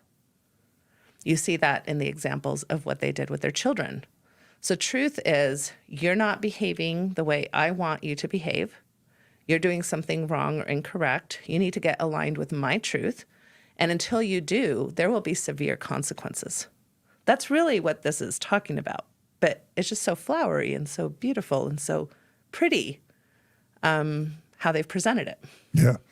Do you feel like it's glib to say that, you know, the cure to addiction is making better choices? Do you feel like that's glib? Yeah, I mean, that's just ridiculous. If people could just make better choices, I mean, why doesn't everybody, why aren't they making better choices? You know, if they have so much truth, why are they abusing their kids? Yeah. So yeah, choice is also a very complex thing. In some ways we do have choice. In other ways we have a lot of subconscious things going on. We have a lot of influences, whether it's genetic or environmental. Understanding our choices is a very complex process, which is why therapy takes a while and why the process takes a while. And but what we do know more than any time else in the world is that shame will consistently provoke choices that go against people's own values. Because when you are in a space of shame and disappointment and fear, your parts of your brain just go into survival mode, and you will do whatever it takes. You will make whatever choice to help you feel better or to feel accepted in that moment. And so what they're espousing through their kind of consequence ideas of how parents or spouses should behave towards another person will actually exacerbate those negative behaviors. Not to mention that when they, you know, he talks about, and you, Mark, or whatever his name was, you have been doing so much work to, you know, get past this addiction. I'm guessing what they're talking about is masturbation and pornography. That's my guess, is that's the type of group they're in, which also the truth that we're all subject to in regards to what we think about masturbation and pornography is highly influenced by the truth of the church. And so when you're asking somebody to fit into a box that is neither natural nor accurate or sustainable, when you ask people to go out to war with themselves, and especially their sexuality, whether it's their orientation or their behavior, you are going to lose. That system is going to lose. And only people who are incredibly scrupulous or incredibly, or just asexual or gray sexual can really win that game, which means they're not really winning. They are exhibiting symptoms of mental health conditions or have an orientation that just isn't sexual, which is about 4% of our population, which is fine, but that's not because they tried so hard. That's because that's how they come wired. Really quickly, you know, putting aside a lot of times when we try to talk about porn and masturbation, people will interpret from the conversation that either A, we're advocates of pornography or think the pornography is healthy, or that we're trying to, you know, promote masturbation or whatever. Putting aside the good and badness of any of that, what do you have to say about the practice within Mormon culture of calling masturbation as infrequently as once a month or twice a month an addiction, and then having these addiction and recovery groups where the masturbators are self-identifying as addicts and talking about the length of time it's been since they last masturbated in terms of weeks or months of sobriety or staying clean, And relapses. and that they fell off the wagon or they relapsed. And even in Jodi's case, she would have these support groups where you had to have an accountability buddy that you would text or call up to 3 times a day to either confess masturbating or asking them for help or assistance to not masturbate. What's your view of treating masturbation in the same way that Alcoholics Anonymous would treat meth or cocaine or alcohol? No, it's absurd. And more than that, it's malpractice. Like if this is the clinical treatment that you've been offered, you have a right to sue whomever offered you this treatment. This is malpractice. Why are you so fired up about this? Because it's happening on every corner in the streets here of Utah and Wichita where I have lived. And then the rest of us ethical therapists get to clean up that PTSD disaster mess for the next 5 years if they finally get to somebody who knows how to treat those issues appropriately. It's malpractice. I'd be fired up about any kind of malpractice. So why does it not, just really quickly, why does it not work? Well, first of all, you're not assessing anything. You're assessing an incorrect, you're making up a problem. It's not a problem. So if they've been taught by their religion, well, then it's a religious problem, but it's not a mental health problem. We are conflating those two things in completely malpractice ways. Yeah. And therapists are doing this. Jodi's a therapist. Right. This is not like, oh, just go to a real therapist. No, she's a real freaking therapist. Okay. And then okay, so labeled appropriately or inappropriately, let's just say somebody wants this behavior. They want to reduce or eliminate the behavior. Let's just say that's a religious person's goal, is to just reduce or eliminate the behavior. How effective are addiction recovery groups for masturbation at reducing and eliminating the behavior in your view? There's no studies to show that the addiction model has any effectiveness in reducing or eliminating unwanted sexual behavior. Zero studies showing the effectiveness of this approach. Yeah. And I'll just say, I noticed the opposite being true, that as soon as people are calling themselves addicts, being shamed by their partners as being unfaithful, as being cheaters, as being dirty, as being unworthy, not being worthy to pass the sacrament or take the sacrament, not being worthy to go to the temple. In Jodi's case, she would encourage wives to tell their husbands, no more sex, no more hugs, no more touching. You sleep on a mattress in your office. And if you keep relapsing, we need to get separated and possibly divorced. That level of consequence and shame and stigma And control, in my experience, not to mention the obsessiveness of thinking about it and talking about it all the time, it actually led to an increase in the undesired behavior or in the masturbation and porn usage. We have not all a seen decrease. this. We have all seen this. Studies out of BYU have seen this. Yeah. It's when you are basically triggering the anxiety feedback loop, you are not going to get better behavior. We see this in other areas of life too. Most people who go on restrictive diets, that's not sustainable. They'll usually actually gain more weight in the long term. They may lose weight initially, but it's not as sustainable, and they're actually going to gain more weight. The minute you tell me that I need to feel shame and anxious about myself, for some reason, I'm not craving broccoli. I'm craving my Krispy Kreme donut.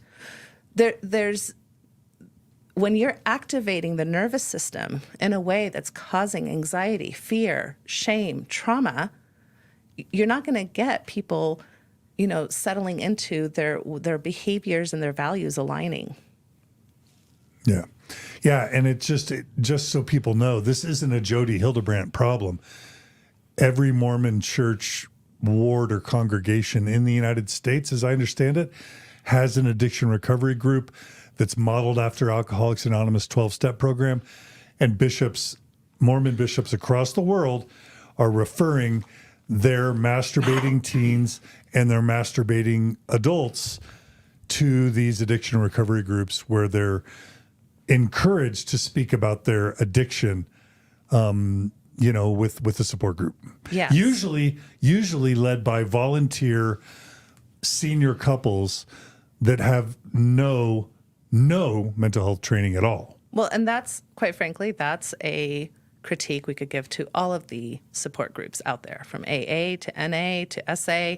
None of them are run by clinical clinically trained folks. They're usually people who've been through the process themselves. That's not true in the LDS recovery program necessarily, because you're saying it can just be a couple, regardless of whether or not they've been through any type of addiction themselves or unwanted behaviors. So this is where I would really encourage folks to go look up both ASECT, AASECT, and MMHA. Both associations have a position statement on why the sex addiction model does not work. Yeah. And we'll have Julia and Maven include links to those statements in the show notes.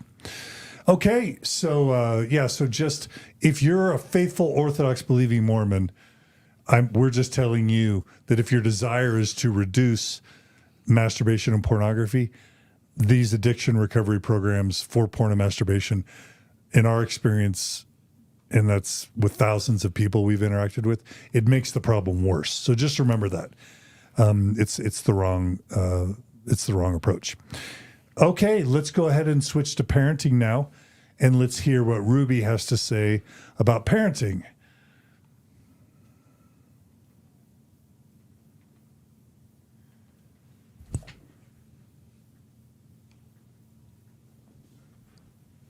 How do you know if you are a controlling parent? What is it that you're going to look at? So we have this idea that controlling parents are parents who make their kids do something that the kids don't want to do. Did you know that a controlling parent is also a parent who doesn't expect anything from their children and allows the child to do whatever they want? That's also a controlling parent. Being a parent is a position of power. You have a responsibility and you have an obligation and a duty to show up being wise, being a guide, being an instructor for your child. And your children are showing up saying, I won't do that. No, I don't want to. If you're in a position of power and you turn your power and give it over to the kids, that is control. Okay, so this is an area where Ruby is most controversial, her comments and theories about parenting. And I would say a lot of her philosophies clearly come from Jodi Hildebrandt, but there's a fundamentalist Christian element to this that's much bigger than even Mormonism. It's kind of the tough love, and it's not new. It's spare the rod, spoil the child. Yeah. It's and this is all over Christian United States. In ways that are very, very problematic. Again, what she said, I probably wouldn't totally disagree with much of what she just said, other than we do have a term that's called permissive parenting. So again, she's kind of coming up with her own terms. But of course we're supposed to be guides. Of course we're supposed to show up with wisdom. Of course there's going to be some level of consequence or parenting styles, and they can differ as far as how you're going to reward or have consequences or all of those things. But again, it's a flowery presentation that basically ended in severe child abuse. So you are not supposed to abuse your kids. And where does control and abuse, where do you blur that line? They're blurring it all the time. Margie, I know that in your coaching, but also just in your life, you've studied parenting extensively. And I know you have really strong views about parenting. There are these clips of Ruby threatening to chop off her 5-year-old daughter's, Dolly's head if the daughter doesn't, change some of her behavior. There's the clip of, the 6-year-old daughter forgets to make her lunch, and Ruby decides that the daughter needs to go without lunch. And starve until she gets home as a consequence for forgetting to make her lunch. And then, of course, there's the teenage boy that was forced to sleep on a beanbag for like 7 or 8 months because he did something wrong, and that was his punishment, to not have a bed and not have a bedroom. What's your take, Margie, on this control and punishment paradigm in parenting? Oh, I have so much to say about it. But in short, what I'll just say is it really reminds me of kind of the depraved, this idea that children come depraved, of morality and ethics. They're like empty vessels that then we have to fill, and we have to kind of, as opposed to this idea that kids come with a sense of wanting to do good, and as parents we're kind of shining a light and cultivating something that already exists. But what happens, I think, when you do that, when you go to sort of this control, and particularly like a power stance, I think in parenting, one of the things that I'm just noticing in watching Ruby is this: what happens when you start to view your children as these things, as depraved, as, oftentimes thinking the worst things about them as children, that slowly a dehumanization of them as human beings, as people you love, comes into play, that it almost reminds me of like the Stanford prison. Honestly, because you see, it's like Lord of the Flies, basically. Yeah, you see over time, like when she almost is smiling at pain, or that her children now are no longer real to her. Yeah. Like honestly, they have become its to her, that show up in this way of like, with control, you show up in a way I want, in truth, or you're distortion. And when you're in distortion, I don't see you. You're not real to me, and you're kind of cut off. And it's so painful, I think, to watch, as opposed to parenting with this sense of like connection and having your children have an experience of knowing themselves. This idea of an authoritarian way of parenting disconnects a child from themselves. And whether they have the behavior, there's a loss if they show up obedient, because then they're disconnected and they are now prone to being victims to other authorities that claim control or power over them in their life. Or you have kids that have a will and actually fight up against authority, and then they're punished and suffer abuse and suffer. So there's no win here. And so it's heartbreaking. It's just heartbreaking to watch. Yeah. The golden ring video kind of illustrates what Margie's talking about. Let's jump to that next. Julie, when you turned 8 years old, do you remember I gave you the gold ring when I was a little girl? Mm-hmm.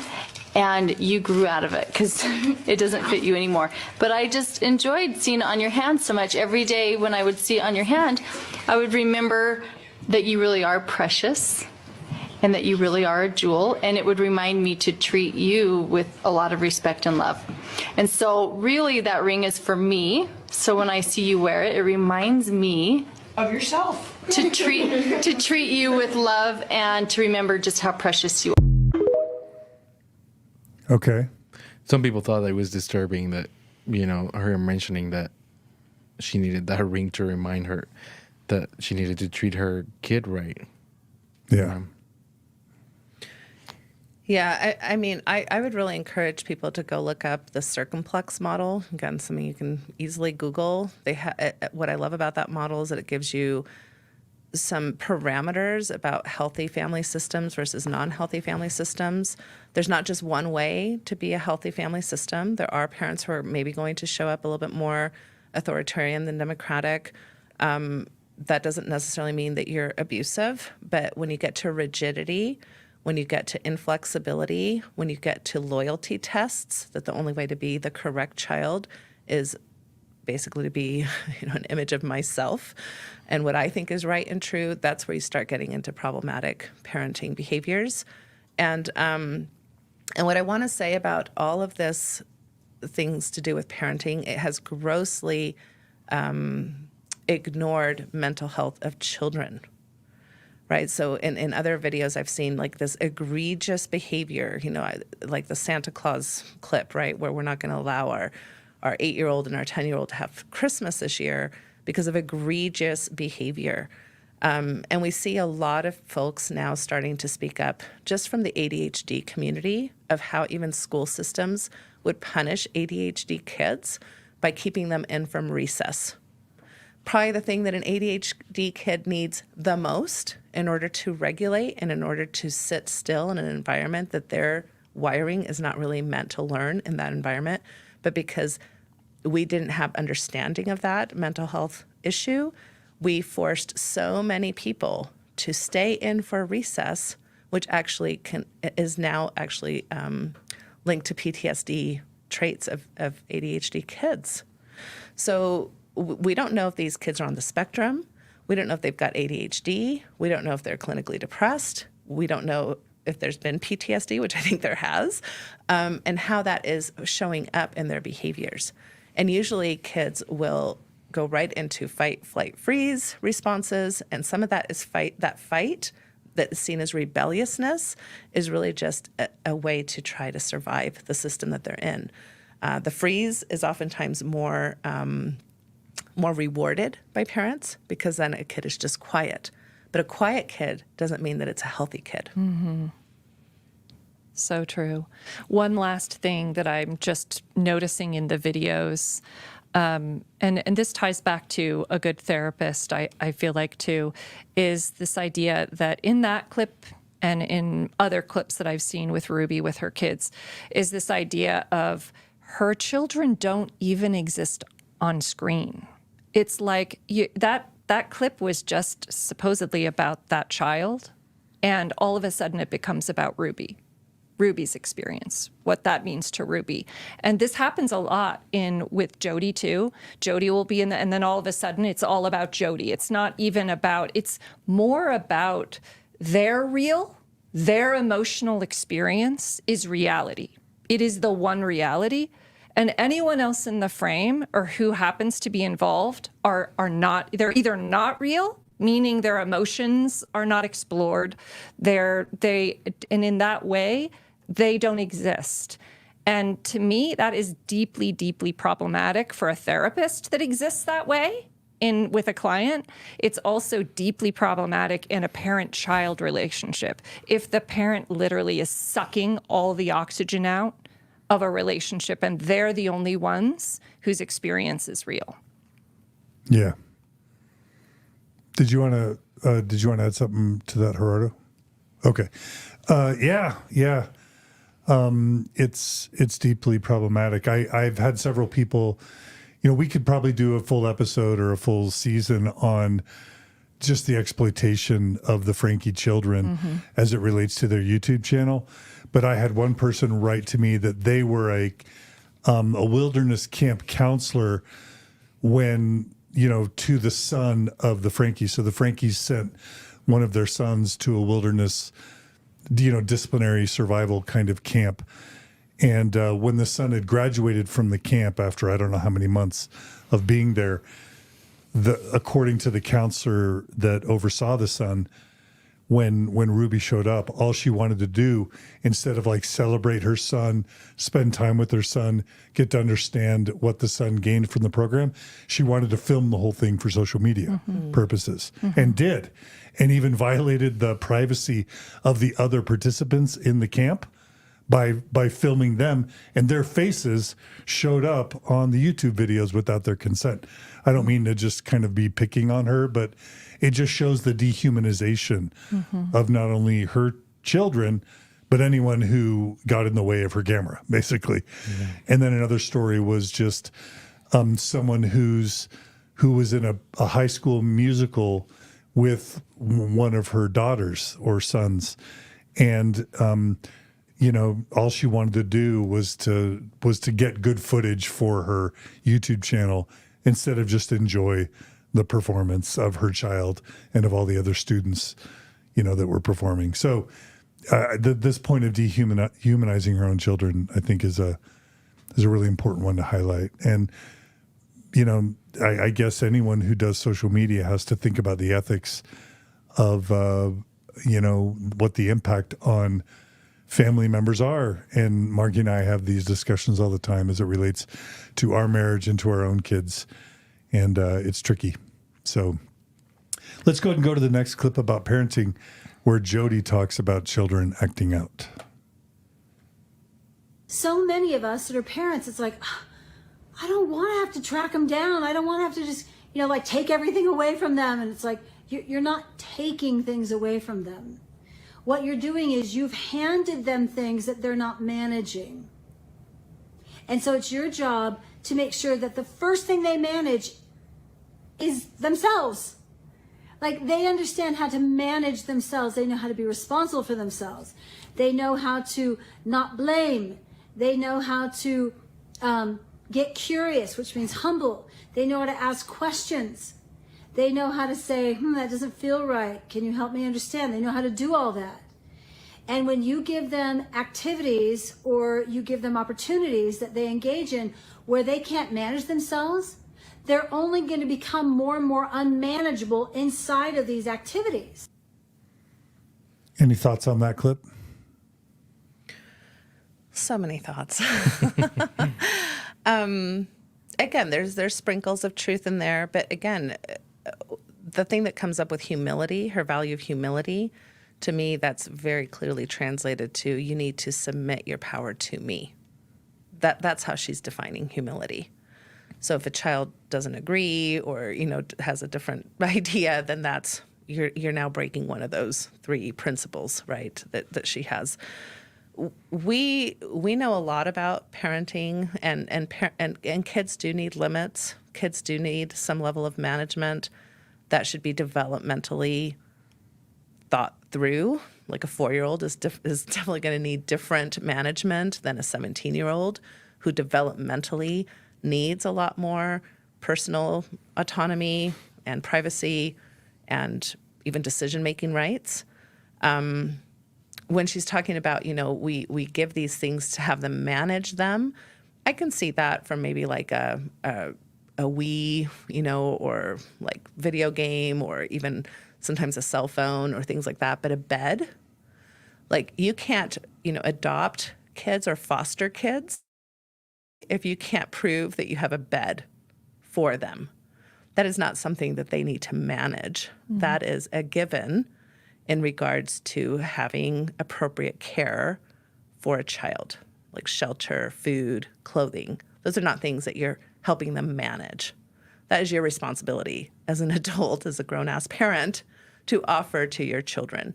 And the only reasons why you may not have some of those things are systemic poverty issues or things of that nature, but not used as discipline. We also know that long-term discipline shuts down children. If you ground a kid for a month, for example, that's not really going to be as effective as grounding them for a day, believe it or not, because a month developmentally to a 12-year-old or 13-year-old is so far away that it just becomes this thing that they're anxious and upset about, and will even find ways to skirt your discipline. So understanding how our brains respond to discipline, to consequences, and when you get to the point of being rigid, we actually have now research that shows it actually shrinks the brain. There are PTSD symptoms. You are like eliciting behavior that will either, that child will more likely become a bully themselves or will be a victim of PTSD triggers. There's so much wonderful parenting research out there. And again, they're using small snippets and language that feel kind of true, but what they're really saying is humongously problematic. Yeah. What I'm hearing is, again, this a really highly controlled approach to parenting that in the end, I am clearly for enlightened boundaries, not reactive boundaries, but also this, you oftentimes lose out on connection. You are disconnected from a child if your main go-to is to control them. It's just, how oftentimes, the experience is lived with kind of human nature. I'll also say this idea of acting out is really interesting to me because so many times what you find acting out is really any emotion or situation that makes a parent uncomfortable to hold. And that is deeply problematic, as opposed to a child feels a myriad of feelings, as they develop. And in moments, what they deserve is to have a parent who is there for them, to navigate those feelings, to be curious, and to show up in a way of like, what do you need? What is it that you need and that you're feeling right now in your body, for them to actually be able to connect, understand, and integrate emotions as part of what it means to be alive, as opposed to stigmatize, shame, and have these kind of parceled parts of themselves, locked away, and punished and left alone, like abandoned in times when they're afraid or angry or disappointed or whatever might be uncomfortable for a parent to hold. Many times parents act out, by the way, in the way they react to a child who is merely going through age-appropriate, difficult emotions. I couldn't second that more. And it's so fascinating to me that so many times I see parents who expect more emotional regulation, more emotional maturity than they themselves are exhibiting at ages 30s, 40s, 50s. And it does come from this philosophy that we've had in this country, like children are to be seen, not heard, right? We have done a great disservice in regards to how we've parented and also how we were parented usually. So there's intergenerational trauma. And one of the things I love the most is when somebody says, well, I turned out okay and I was beat. I'm like, did you? Because, if you're in my office, I can tell you 5 ways that you did not turn out okay. Right. I mean, it's just, and again, it's that cognitive bias.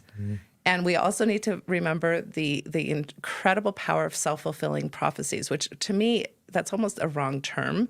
It's community-fulfilling prophecies. You don't get a self-fulfilling prophecy by yourself. If you've been told you're lazy, you're stupid, you're seeking attention, you're naughty, those are community-full, and then you internalize that, and that becomes part of your identity because you don't have the mature developmental ways to manage all of that information coming in. That becomes a community-fulfilling prophecy where kids will behave in ways where they're like, well, if I am lazy, this is kind of how lazy people behave, right? It's so problematic on so many levels. Yeah. All right. Well, let's go to the next clip where Jodi and Ruby teach us what words mean. Gerardo, is there anything you want to say before we show this clip? Kind of what topic it's addressing? Just interesting what they're saying about words. And I think there was a problematic thing they said about that could be applied, for example, with when kids get bullied and stuff like that. But okay. All right. Let's roll the next clip. In today's video, we are going to be talking all about words. Now, words are literally letters that are strung together that make a sound. How do I know that that's actually what that word means? Well, I would go to the source of truth. I would go to God to know what is the meaning of this word. And I'm the one that places the meaning on it.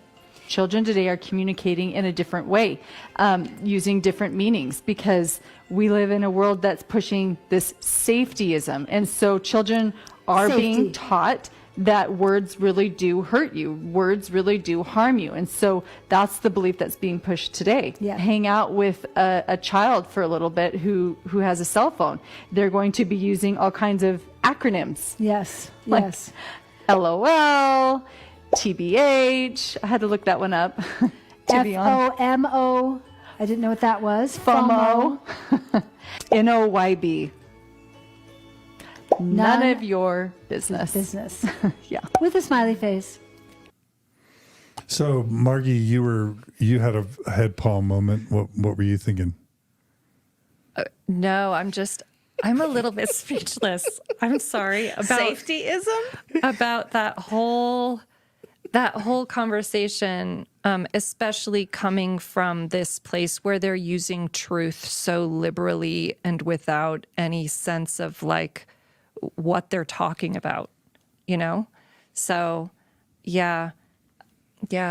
Even God's truth. I mean, a Catholic parent might have a very different idea about that than a Muslim parent or a Mennonite parent, right? I mean, we're assuming that there's one God and one truth. And even within our own culture, I can talk to 10 different Latter-day Saint parents, and they're going to have a very different idea of who God is and what the gospel truths are. This is why we have people who, don't swim on Sunday and people who watch the Super Bowl on Sunday. I mean, there's lots of different ideas about what the gospel is, what truth is, what God is. So again, they just have the one and only way. I guess they have figured it out. It's amazing what they've been able to accomplish. What about this idea? They almost seem to be mocking the idea that words can hurt people. Yeah. They seem to be saying it's false teaching, it's unhealthy teaching that words can hurt. Did I get that wrong? No, I think that's exactly what they're saying. Can words hurt? Absolutely. It's called emotional abuse with a smile, as they just said. They're very smiley about their emotional abuse. Yeah, I wonder why they would be trying to attack the notion that words can hurt I children. think Jodi teaches this idea, that you need to be humble, truthful, and responsible. And she teaches this idea that when other people make you feel bad, you have to be responsible for your feelings about what other people are saying, and you're responsible for feeling bad, and you're responsible for your feelings. So you shouldn't be affected by what other people do or tell you, because you're responsible for what you feel. It's that whole choosing to be offended. Yes. Someone can say words to you, but you shouldn't let that hurt you. You shouldn't choose to be offended. But when you're talking about that in the context, I mean, it's problematic to talk about that even with adults. But when you're a parent and you're talking about children, that seems deeply problematic, right? I wonder if they're going to come across some words that hurt them in their current situation. Mm-hmm. Again, they're choosing to be offended. I'm guessing they're going to have some issues with that. Again, I feel like it's mic drop, Natasha. Mic drop. It's like another. It's just like another tool to dehumanize someone. It's just sort of like, I can say what I want. And in light of what's happened in their family with their children, it's really dark. Because it's kind of like this: if you have a problem with it, if you're suffering or you're having an issue, that's you. Set yourself free. That's not reality. That's not what is actually happening, which it makes it feel like the adults or the people who have power and control in the situation get to reality make. And that's just not how existence works, In the larger, it's kind of it's an attempt to kind of dehumanize and escape accountability for other people's experience of you. Yeah. And again, there's some truths. I mean, obviously, all of us should get to a place where we can emotionally regulate when we get constructive criticism, right? That's something that most of us probably need to work on. But that's not really what they're talking about. Yeah. And also developmentally, we keep growing our brains until about 25, 26. When you're talking about an 8-year-old, there's a lot of development left that we need to have patience and maturity to manage, and not expect an 8-year-old to be at our developmental level. Yeah. All right. Well, now it gets believe it or not, it gets way more disturbing. Oh, man. We're going to talk about Jodi Hildebrandt's comments on rape. So kind of a content warning. Practice self-care with yourself or with people who are listening or viewing, because she's going to be talking about abortion and rape in this segment. So if you don't want to have a baby, then do not use your agency to engage in sexual contact. Now, I know that nobody talks about that anymore. Nobody. I don't hear that from anyone, like abstinence. That used to be around when I was a kid, abstinence. But nobody says that anymore, because everybody feels like they have a right to just do whatever they want. And then they have these consequences, these outcomes of STDs or pregnancy or rape. And they don't want to take any responsibility for their participation in it. Now, when I say rape, what I'm talking about is you engage in a sexual relationship and then you may say, stop. And the person's like, I'm not stopping. I'm going to take what I want. I'm not talking about someone attacks you and forces you. I'm talking about your participation. And then at some point you say, I don't want to do this anymore. And, because the person you're with just says, I don't care what you want, because that's the kind of person you've chosen to hook up with. So, Mom, I am saying this with so much love to you. Now you already have your child. You've already. Natasha? Oh my God. I mean, I'm sorry, but this is just like this video alone, in my view, would be grounds for taking her license away. Yeah. This is so problematic. So, first of all, you do have the right to sexually develop. Most of us in high demand religions and cultures do not offer that right to children, adolescents, and emerging adults, even adults.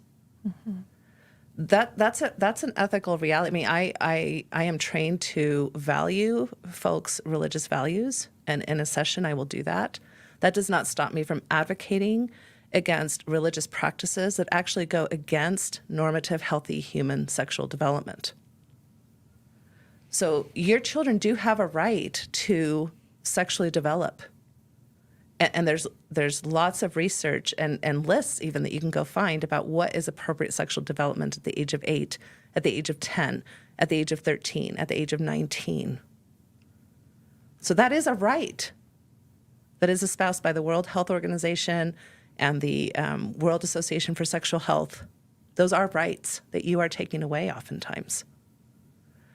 So that's one thing. But when it comes to the concern of rape, first and foremost, this, again, we're completely in non-trauma informed rhetoric right here, because you're ignoring that a very common way to deal with stress, with trigger, is fawning and freezing. Those are very common ways for your instinctual body to start behaving and to cope so that you can survive. Those are survival mechanisms that are wired so instinctually in us that we can't even think. It is no longer a cognitive process. It is an instinctual process. Because unlike the Church of Jesus Christ of Latter-day Saints, who once used to say it is better to die than to be raped, your body has never agreed with that. Your wiring as a human being has never agreed with that asinine principle that has caused so much trauma in so many people's lives. So when you fawn or flirt or freeze as a response to not knowing what to do in a sexual situation where your consent is no longer on the table, that is an appropriate way to survive. And as far as abstinence, lady, that's all we do. That's all this country offers is abstinence-based sexual education. We do not offer comprehensive sexual education. Countries that offer comprehensive sexual education have much less abortions, have much less rape and criminal sexual acts, have much more consensual acts, and have later ages of sexual debuts, meaning penetrative intercourse. So get your head on straight and don't use your credentials to misinform and traumatize people. This is what makes me insanely angry. Because it's not her who she's hurting. It's all of you who are listening to her and who see her as an authority figure over people who actually have the actual studies and research and evidence behind their names. And we're seeing people fall for this kind of stuff all over the United States. It is incredulous and maddening to me. Yeah. Yeah, and if you viewers and listeners think that this is just Jodi Hildebrandt and ConneXions, therapists like Jodi Hildebrandt are very prevalent in Utah, Idaho, Arizona, and anywhere, and I'm sure in other high demand religions, evangelical Christianity, the Bible Belt, the South, Orthodox Catholicism, Orthodox Judaism, you're going to get the same incompetence.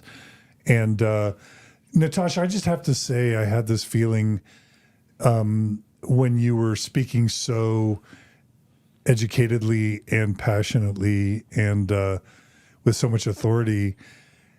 Well, and we alluded to this at the beginning, but I think about the difference between what you offer in terms of education on mental health and families and sexuality. I think about the difference between that and what Jodi Hildebrandt is offering. And then I think about the fact that Jodi Hildebrandt has been proactively recommended by hundreds of bishops all along the Wasatch Front for decades as the go-to person for mental health, relationships, parenting, and sexuality. Jodi Hildebrandt has been the go-to therapist for top Mormon leadership for decades. Well, I was excommunicated. I was excommunicated so that people would not trust my ideas, my thoughts, and they're not my ideas. They're not my ideas. I have just brought ideas to my community from trusted professional sources.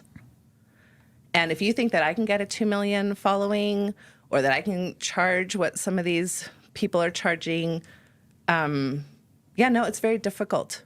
Because it's not popular. So this whole persecution complex, like, oh, you're the popular ones. Like, people listen to you because of that confirmation bias. I'm not popular.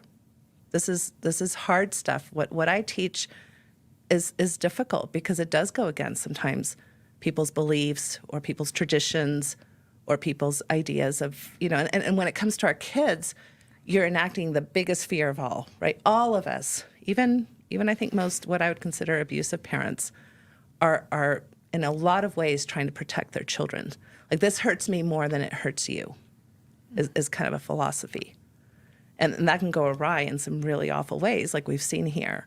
But when you elicit the fear of a parent, parents have a hard time challenging some of those old traditions.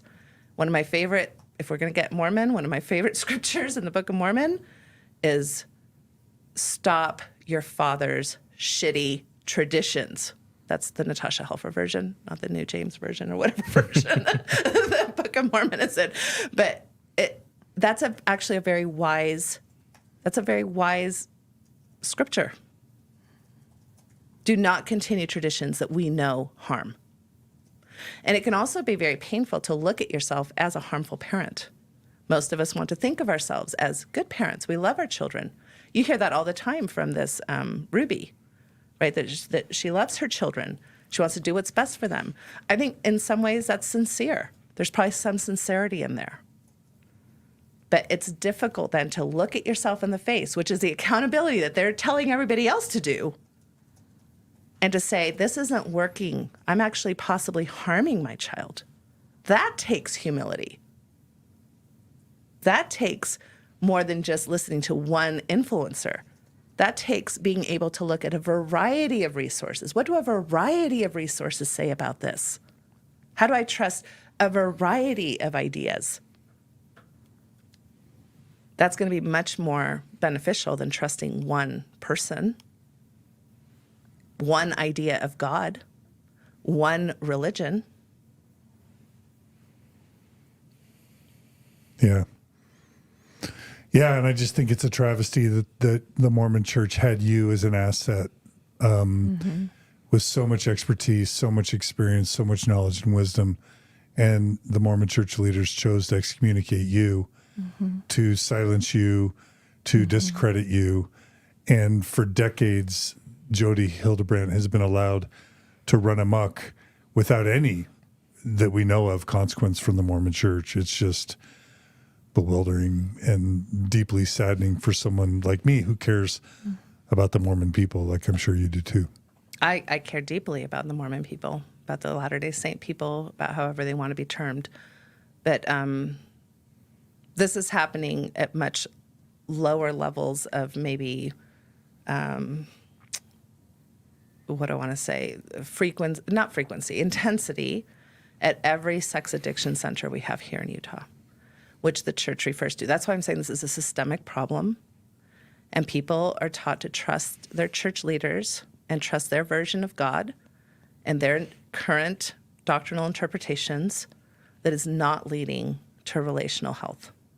The amount of couples that I've seen divorce and have true trauma around the pornography dilemma in my community compared to mainstream couples who are managing the pornography dilemma as well. But the ways that we have been taught to react to pornography viewing in a heterosexual marriage is so detrimental and leads to divorce more than almost anything else I've seen in my practice. Yeah. Yeah. And so if you want a licensed marriage and family therapist, a licensed sex therapist, check out Natasha Helfer and Symmetry Solutions, and check out the Mormon Mental Health Association, because you'll find therapists there who are not only culturally competent, but who have sworn an oath to uphold the ethics of their profession. Imagine that. Okay, now we're going to go to a couple more quick video clips that kind of is Jodi Hildebrandt going far beyond where I think any credible mental health professional should go who's acting in a mental health capacity. We're going to now have Jodi show her, share her thoughts and feelings about, a topic that is just crazy. Her thoughts on immigration. Here we go. And these people are not victims, by the way. I just want you to see that. The people who are coming across the border illegally, they know what they're doing is illegal. It's illegal, like stealing stuff from a store, illegal. They're coming into America illegally. And so they're not victims. So don't feel sorry for the people who are being moved around the country. But there's other comments from the other side who are allowing these borders to be open when they're in front of their house. They're like, this is so horrible that you are demoralizing human beings and using them as political pawns. And it's like, no, you want them in here so you can use them as a political pawn so that they'll vote for you and all sorts of other reasons you want them in here. You're using them as a political pawn. That's what DeSantis was doing. He's putting in front, literally in front of where Biden lives. Here are your choices. Here are your choices. Here they are. Let me reflect to you. Juan and Jose and Esmeralda. And they're all there. And then they say, they don't want to take accountability for their choices. And so they flip it and say, you're doing this to me. And they use their mind, they use their intellect, their language, their power, positions of power to say, how dare you do this to these poor people? Yeah. That's the lie. It is a lie. So Gerardo, I want to give you the first shot at responding because, you are an immigrant. Is that right? Yeah. It's hard because it's a very political topic, and it's a very complex topic and problem. I think what I would say is that it's complex, and they are making it sound like very simple. It's kind of maddening the way they kind of just group everyone that crosses the border illegally as these people that are not victims. Like, you don't know that, a lot of these people actually have been victims of abuse in their countries and are actually looking for asylum. And believe it or not, it's really hard to come in legally into this country. I think most Americans are unaware and uneducated about how hard the legal immigration process is. And how it's almost impossible for the majority of people who actually need to immigrate to the United States to actually come here. The people that end up making it usually are people who had the means to come, and not maybe sometimes not necessarily even the people that had it the worst. That doesn't mean that the people that came here didn't need to come or leave their countries, right? But yeah, it's kind of sad that how they're. I mean, it's obvious that their group is an echo chamber, and a lot of the people that follow them have these ideas, and so kind of sad how they're encouraging this misinformation about immigration. To what extent did you feel like she was speaking disrespectfully? Like when she starts mentioning Jose and Esmeralda, like what feeling did that give you in terms of just her level of compassion and respect for immigrants? Obviously, no empathy there. Like, I wonder if she's ever met an immigrant before or someone that actually needed to immigrate to the United States. No respect at all. Yeah. This is white privilege and white supremacy at its finest. I mean, if you're going to say the names, at least learn how to say them correctly. It's Esmeralda. Most people in the world know more than one language. I mean, quite frankly, Americans in general are very ignorant and very uneducated when it comes to world politics, world religions, having capacity to speak more than one language, because we have given in to this kind of narcissistic idea that English and Americans are just the best. And if we're going to talk about truth, big capital T truth, where's God in this?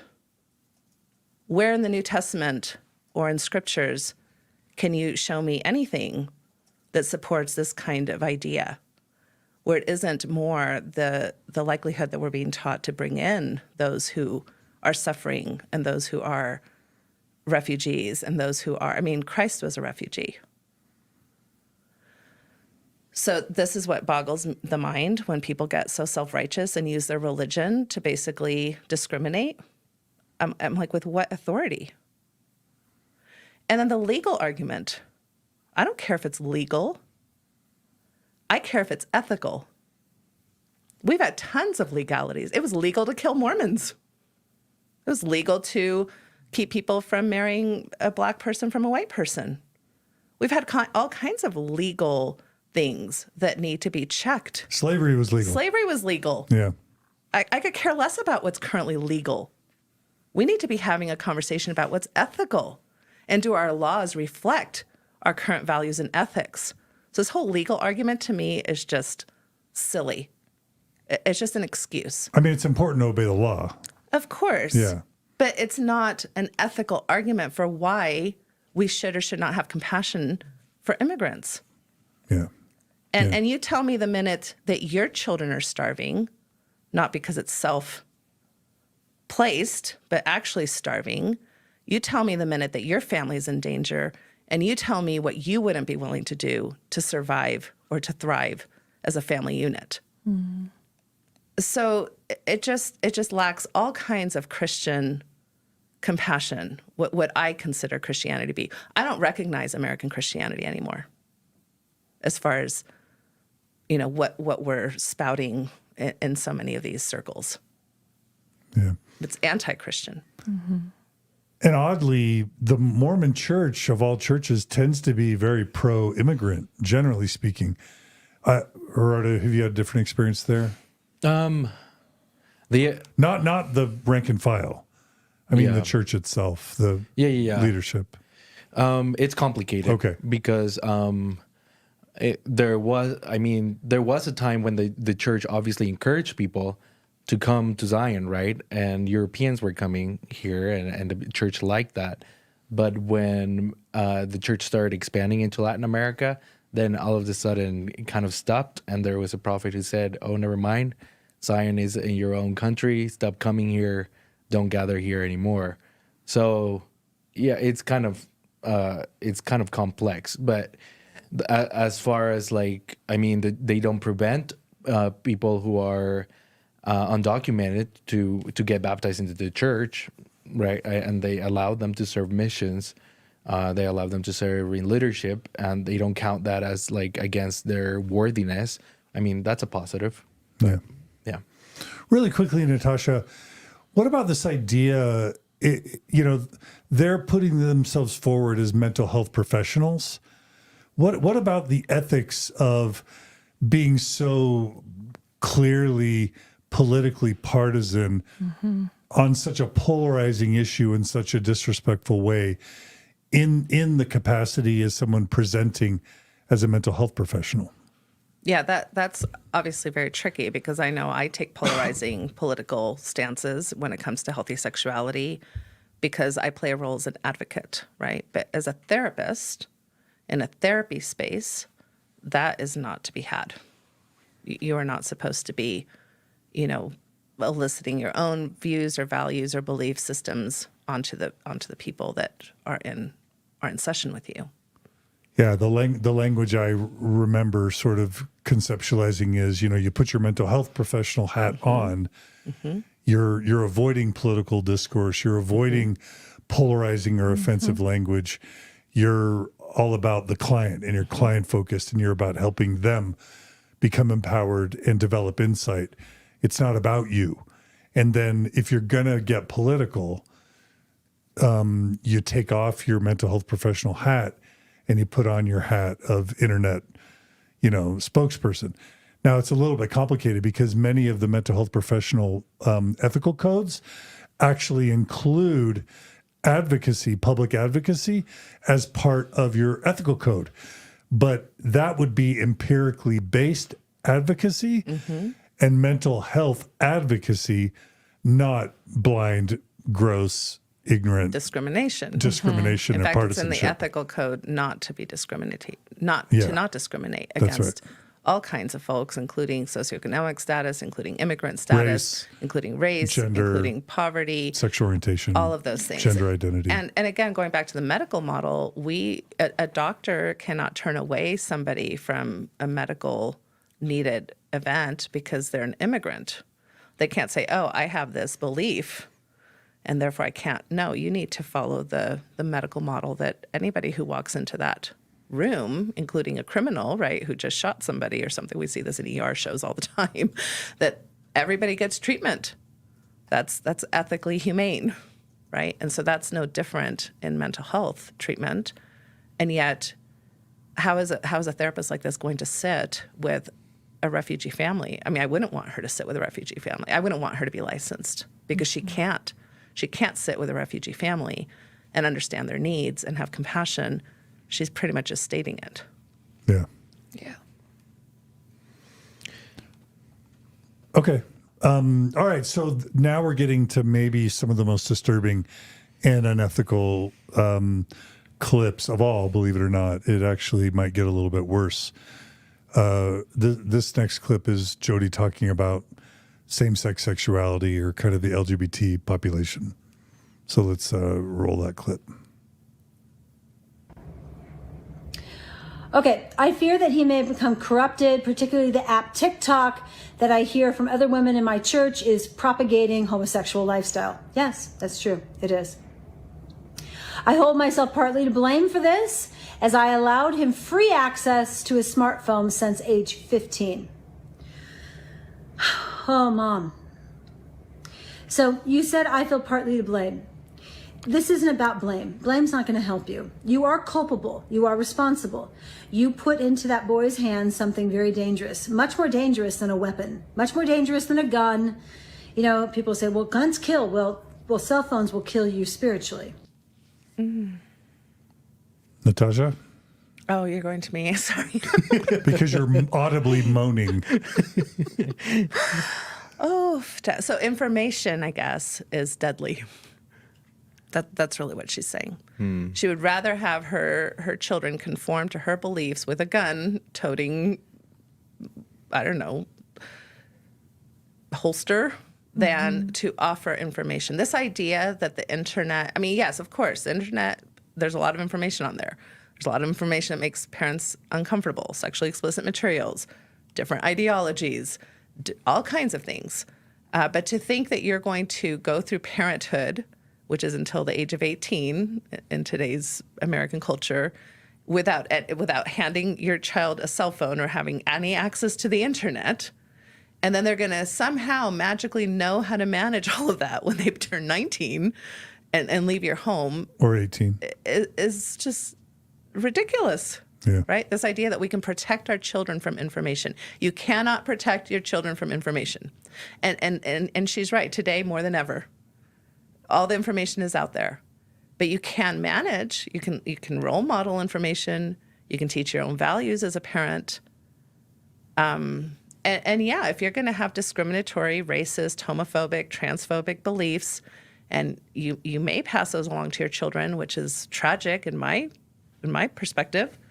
But more than likely, your kids may not have those beliefs. That's the trend. Sorry, not sorry. Yeah.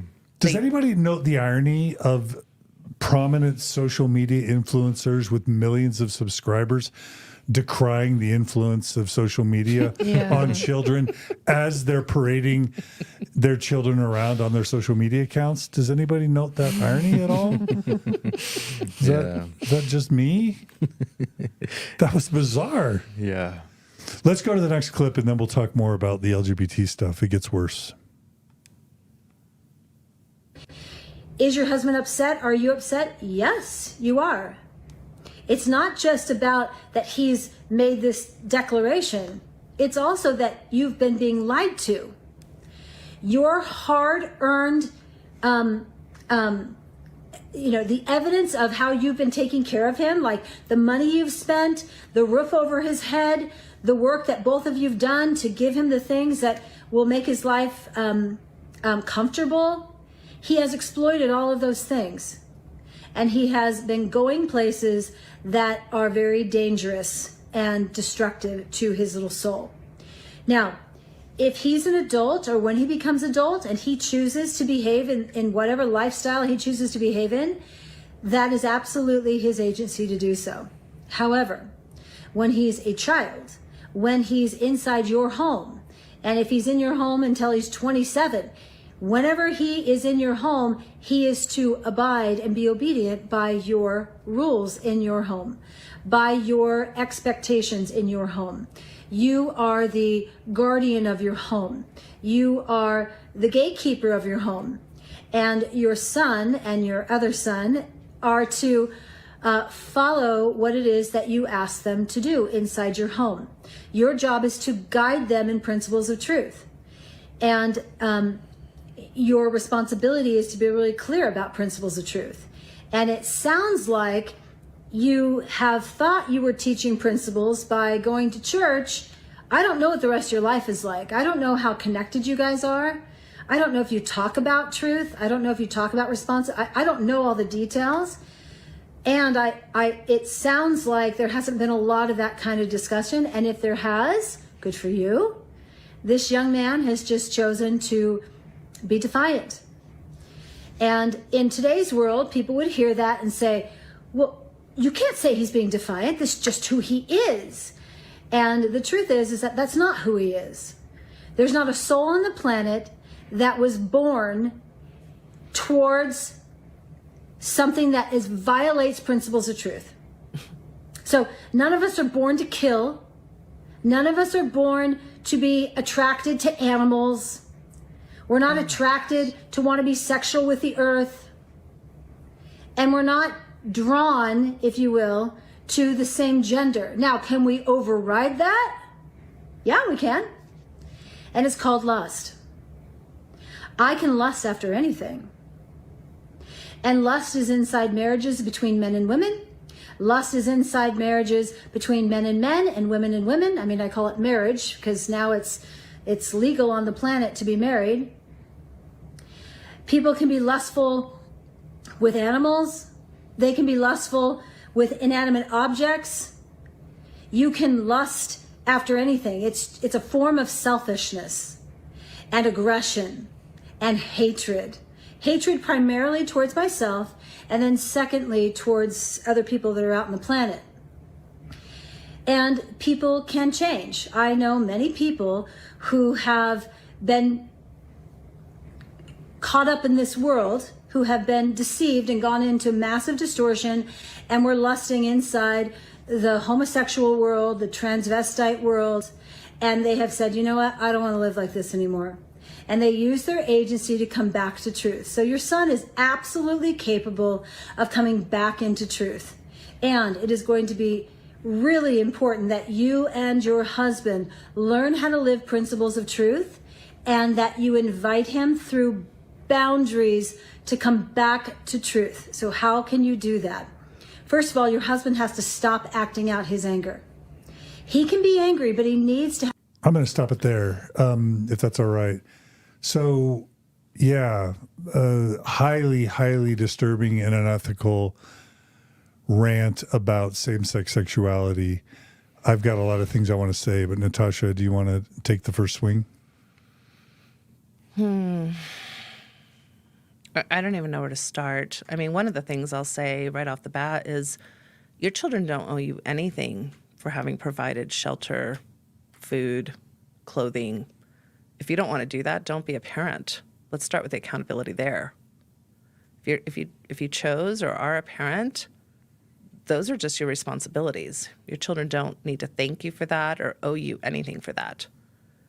And they definitely don't owe you their identity, which is really what she's conflating here with behavior. Sexual orientation doesn't start at the age of 18. Gender identity doesn't start at the age of 18. Even religious beliefs and ideas about just your own truth don't start at the age of 18. And just the misinformation is just rampant. Yeah, what about rampant. conflating same-sex sexuality with like sodomizing the dirt or animals? Comparison. Like It's just so, these kinds of arguments, again, are just, they're distortions. They're cognitive distortions. You can go look up what these distortions are clinically. They're fallacies. They're comparing something to something that isn't even applicable. But this highlights one really key difference in ethical-based, empirically based treatment, mental health treatment, and religion, because the Mormon Church for 50 plus years taught that homosexuality was unnatural, that it was a perversion, that no one would choose it, that it's sin and that it's evil. It still teaches that. It just has changed from full-blown teaching to behavioral teaching, but it still teaches that. Yeah, so a Mormon therapist is sort of forced to go with what the prophet says or to go with what their ethical guidelines say. And if you're a believer, you're going to go with your beliefs every time over what your prophet says, because you literally swear oaths and covenants in the temple to obey and follow the prophet. Yeah, I just gave a presentation, a keynote presentation at UAMFT, Utah Association for Marriage and Family Therapists. I've been a UAMFT member my entire career.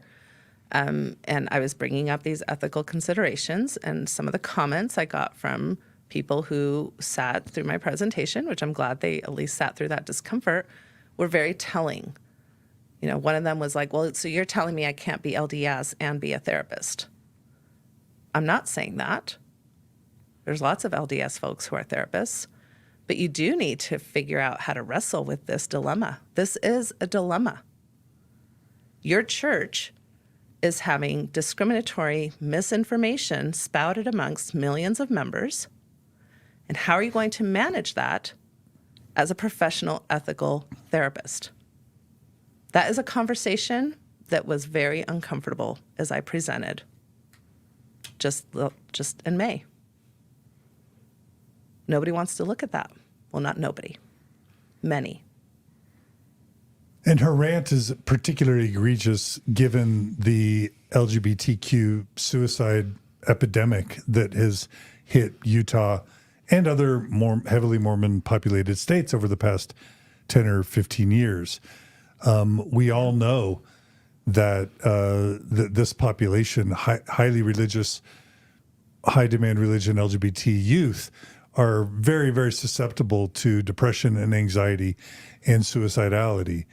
And as a mental health professional, Jodi is, number one, violating the ethics of her profession, because I don't care which professional association, the American Medical Association, the American Psychiatric Association, the American Pediatric Association, the American Psychological Association, social work, marriage and family therapist, counseling psychology, it doesn't matter.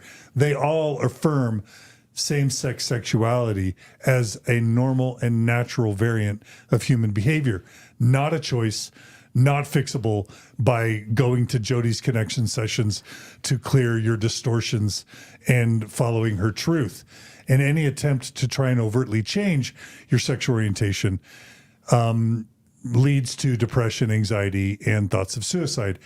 And the number one most highly correlated behavior associated with LGBTQ youth suicide is the lack of parental support and affirmation. If you go to the Family Acceptance Project by Dr. Caitlin Ryan, you'll find that youth that feel highly rejected from their parents for their same-sex sexuality are something like 3 times more likely to engage in risky sexual behavior, 3 times more likely to engage in risky drug use, and 8 times more likely to have suicidal ideation and or complete attempt or complete suicidal actions. That's what happens when parents do not support their LGBTQ youth. And here Jodi is calling being LGBT a choice, calling it a distortion, likening it to sodomizing animals or having sex with an anthill. And she's encouraging lethal behavior on the part of the parents.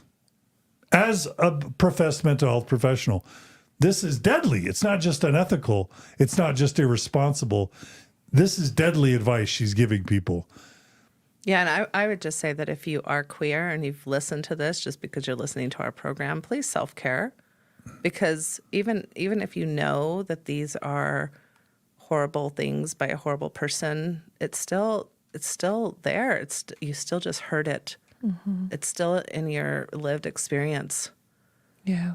In fact, turn some of this off. Don't listen to some of this. Yeah, there's this sense of like, you don't belong here. There's the thing that I really stood out to me about that video in particular is her sense of like, she did it a little bit in the protecting kids from their phone or information too, but she really does assert this idea of like a different reality. It's like, there are no droids here. This does not exist. This isn't a real thing. It's a distortion. Right? Yeah. And that by doing that and then making it like the person involved, their character, it's like their character fault. It's this attempt to sort of mess with what is, like what is actually reality. And then there's like one part in that video where which is really disturbing, knowing that she is a therapist, where she actually says something to the effect of like, I know your son. Like, I'll tell you who your son is and who your son is really attracted to. He's actually not attracted to. And it's just absolutely in this context, the lack of curiosity, the lack of background, the lack of questions, things that normally you associate with kind of a therapist. The lack of decency. Yes, the lack of respect, the lack of, humanity, a sense of humanity. None of that is here. And zero clinical soundness. Yes, zero no skill. clinical soundness. No skill and no sense of like a basic education, this sense of like a basic education in the things she's talking about. And again, what does it mean that Jodi Hildebrandt is one of the most referred to therapists by the Mormon Church in the history of modern mental health?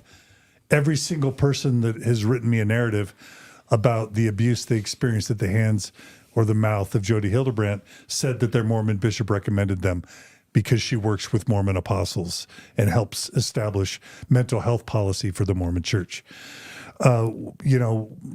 Really quickly, I just want to show that in any of the mental health fields, there are published guidelines for dealing with LGBTQ clients. As an example, I've got a document here called Guidelines for Psychotherapy with Lesbian, Gay, and Bisexual Clients.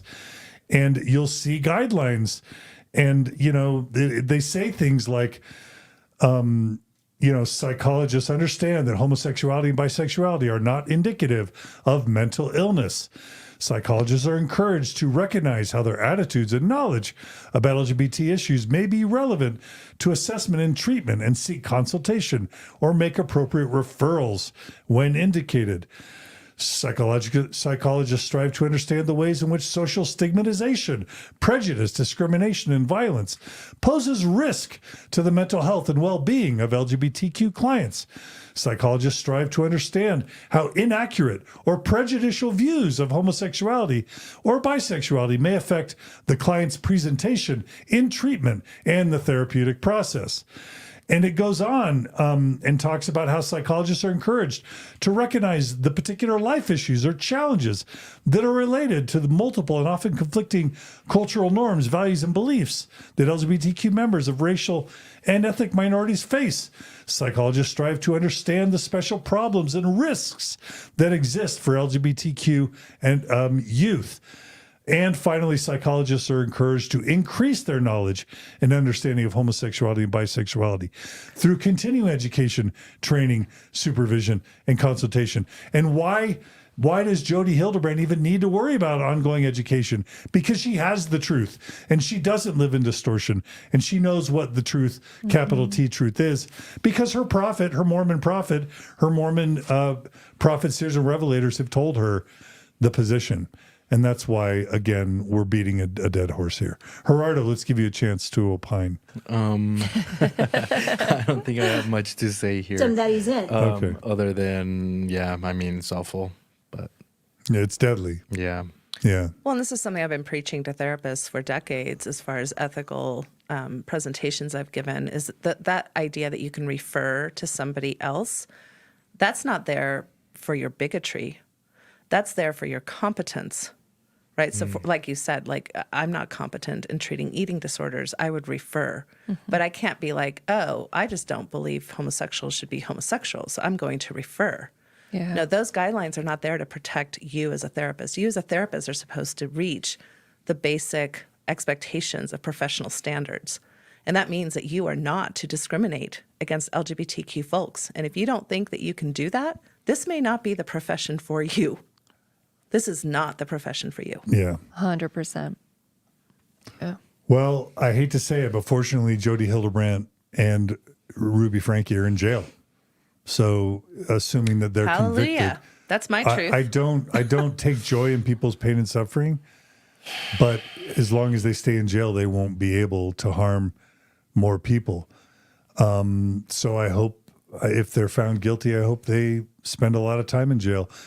But if they do, that won't solve the problem, because the Mormon Church still has its list of recommended therapists, and there are therapists and coaches all throughout the Mormon Church and through other high demand religions that still don't behave ethically, don't follow the ethical norms of their professions, and good therapists and competent therapists are being kicked out and excommunicated and threatened and harassed. So that's the dilemma we're in.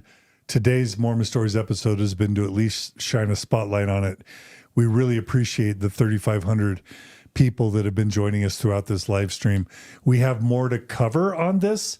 We're going to be interviewing tomorrow morning Jodi Hildebrandt's niece, who was physically and psychologically abused by Jodi.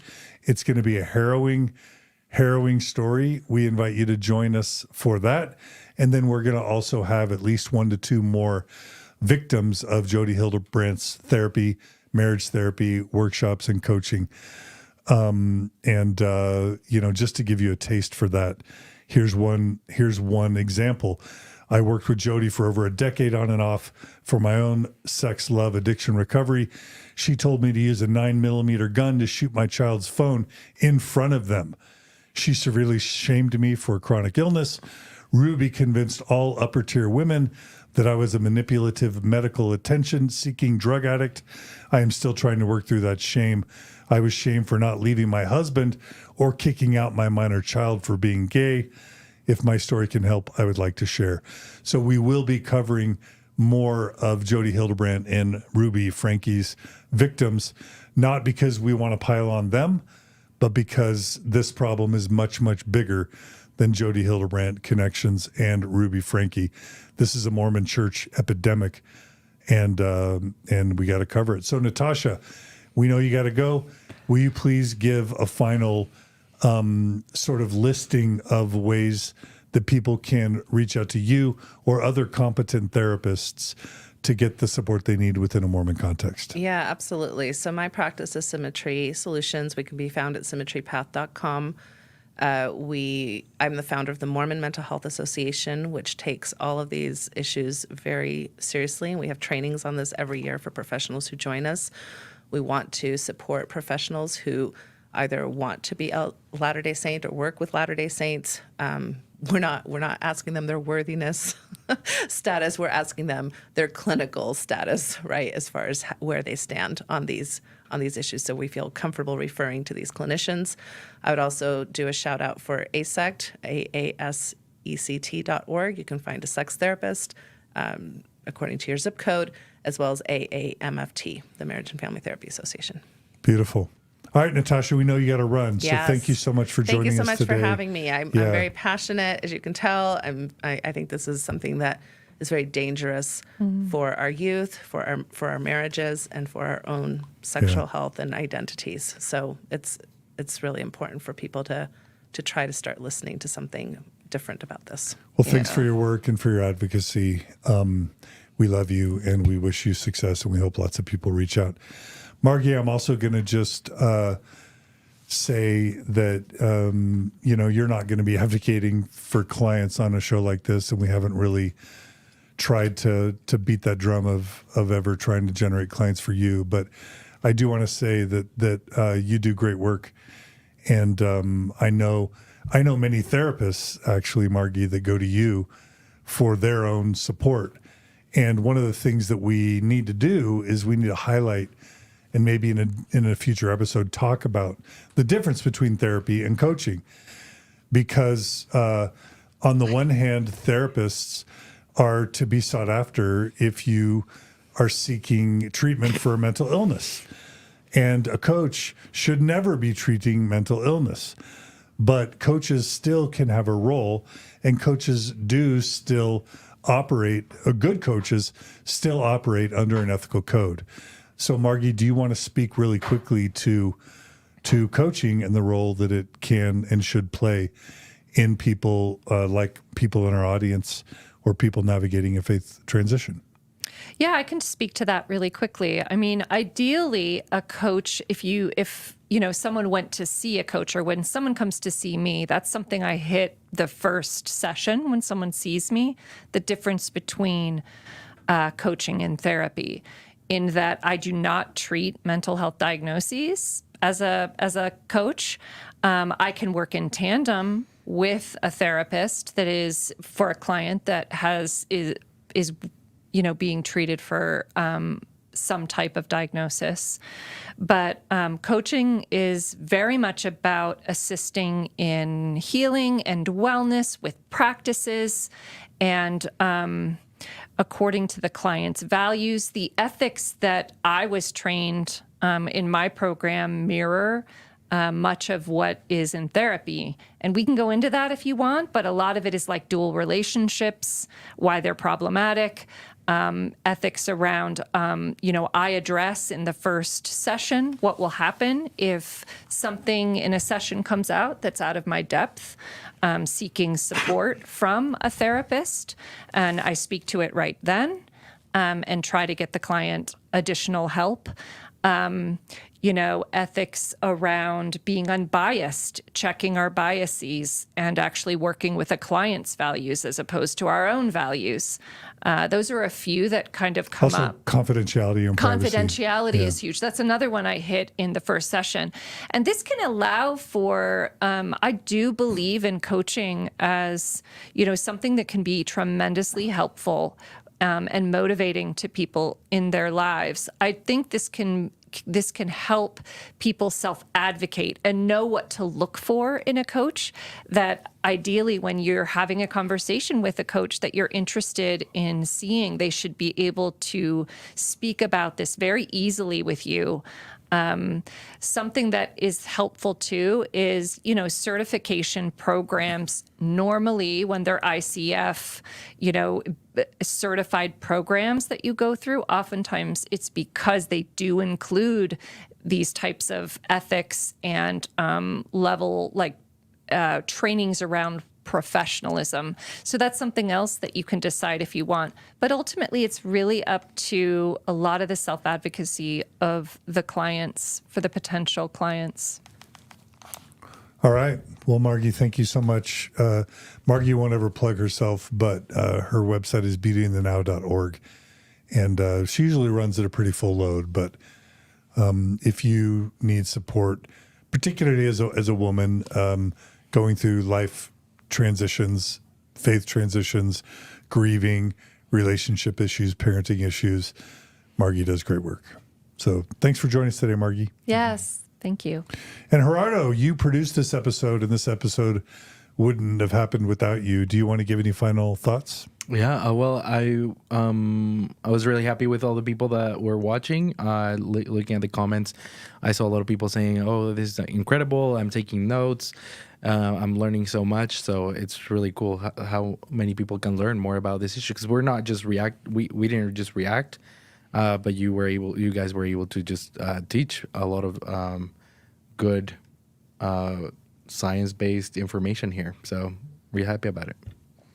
Yeah, well, Gerardo, you do so much for us in the Open Stories Foundation, from doing our thumbnails and graphical design to producing episodes to co-hosting to strategic work. So thank you so much for all you do.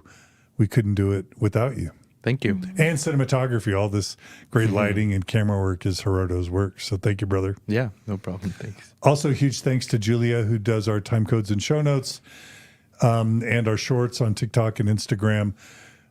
Please do subscribe to our YouTube channel, our Facebook channel, our TikTok channel, our Instagram channel. Please like this episode. We've got 3,000 people. If 3,000 people like this episode right now, it would shoot it up in the the YouTube algorithms, and would help this video get shared with more people. So please subscribe and like our stuff. We always appreciate the super chats that we get. You can donate to us through super chats.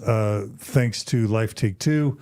She writes, "I suffered for 44 years with anxiety, depression, PTSD, and body dysmorphia. Resigned from the church 5 years ago. Problem solved, cured, not a joke." Life Take Two also has a TikTok channel that's worth checking out. Also, huge thanks to Carol Bernard for her super chat, Kayla Diane, and then finally Debbie Donovan. "Religion and mental health are like vinegar and oil." That's her opinion. We're not anti-religion on this channel. We're not anti-Mormon, but we are pro-informed consent, and we're pro-mental health. You can always donate through the super chat feature. The main way that we are financially sustainable is through the donate button on mormonstories.org. So if you value content like this, if you want to see it continue, we pay our staff, and we often pay for our co-hosts and panelists to work on these episodes. So we need your money to keep this going. So if you value what we do, please go to mormonstories.org, click on the donate button, become a monthly donor, and we'll keep doing this. We lose 10 or 20 donors every month because their financial situation changes. They move on, they lose interest, whatever it is. If we don't replace those canceling donors with new donors, then we have to start cutting services and shut things down. So please support us. Please become a supporter if you can. Support the other great channels out there. I do want to say that Jordan and McKay are doing some great work in this space. So check out what they've got going on. We really respect what they do. And just Mormonism Live. Yeah. What's is it Wednesday? Yeah. Oh, and Mormonism Live. We shouldn't have scheduled today. Yeah, I forgot. Huge shout out to Bill Reel and Radio Free Mormon. If you got more time, check out Mormonism Live right now. They've got great content every Wednesday night at 6:20 p.m. Mountain Time. Bill Reel and Radio Free Mormon have great content, so go check them out as well. They do great work. Be kind to each other, be good to each other, and we'll see you all again soon on another episode of Mormon Stories Podcast. Thanks, everybody. Take care. And join us soon tomorrow morning for Jodi Hildebrandt's niece, and then we're going to have more coverage on this topic in the days and weeks ahead. Thanks, everybody. Take care.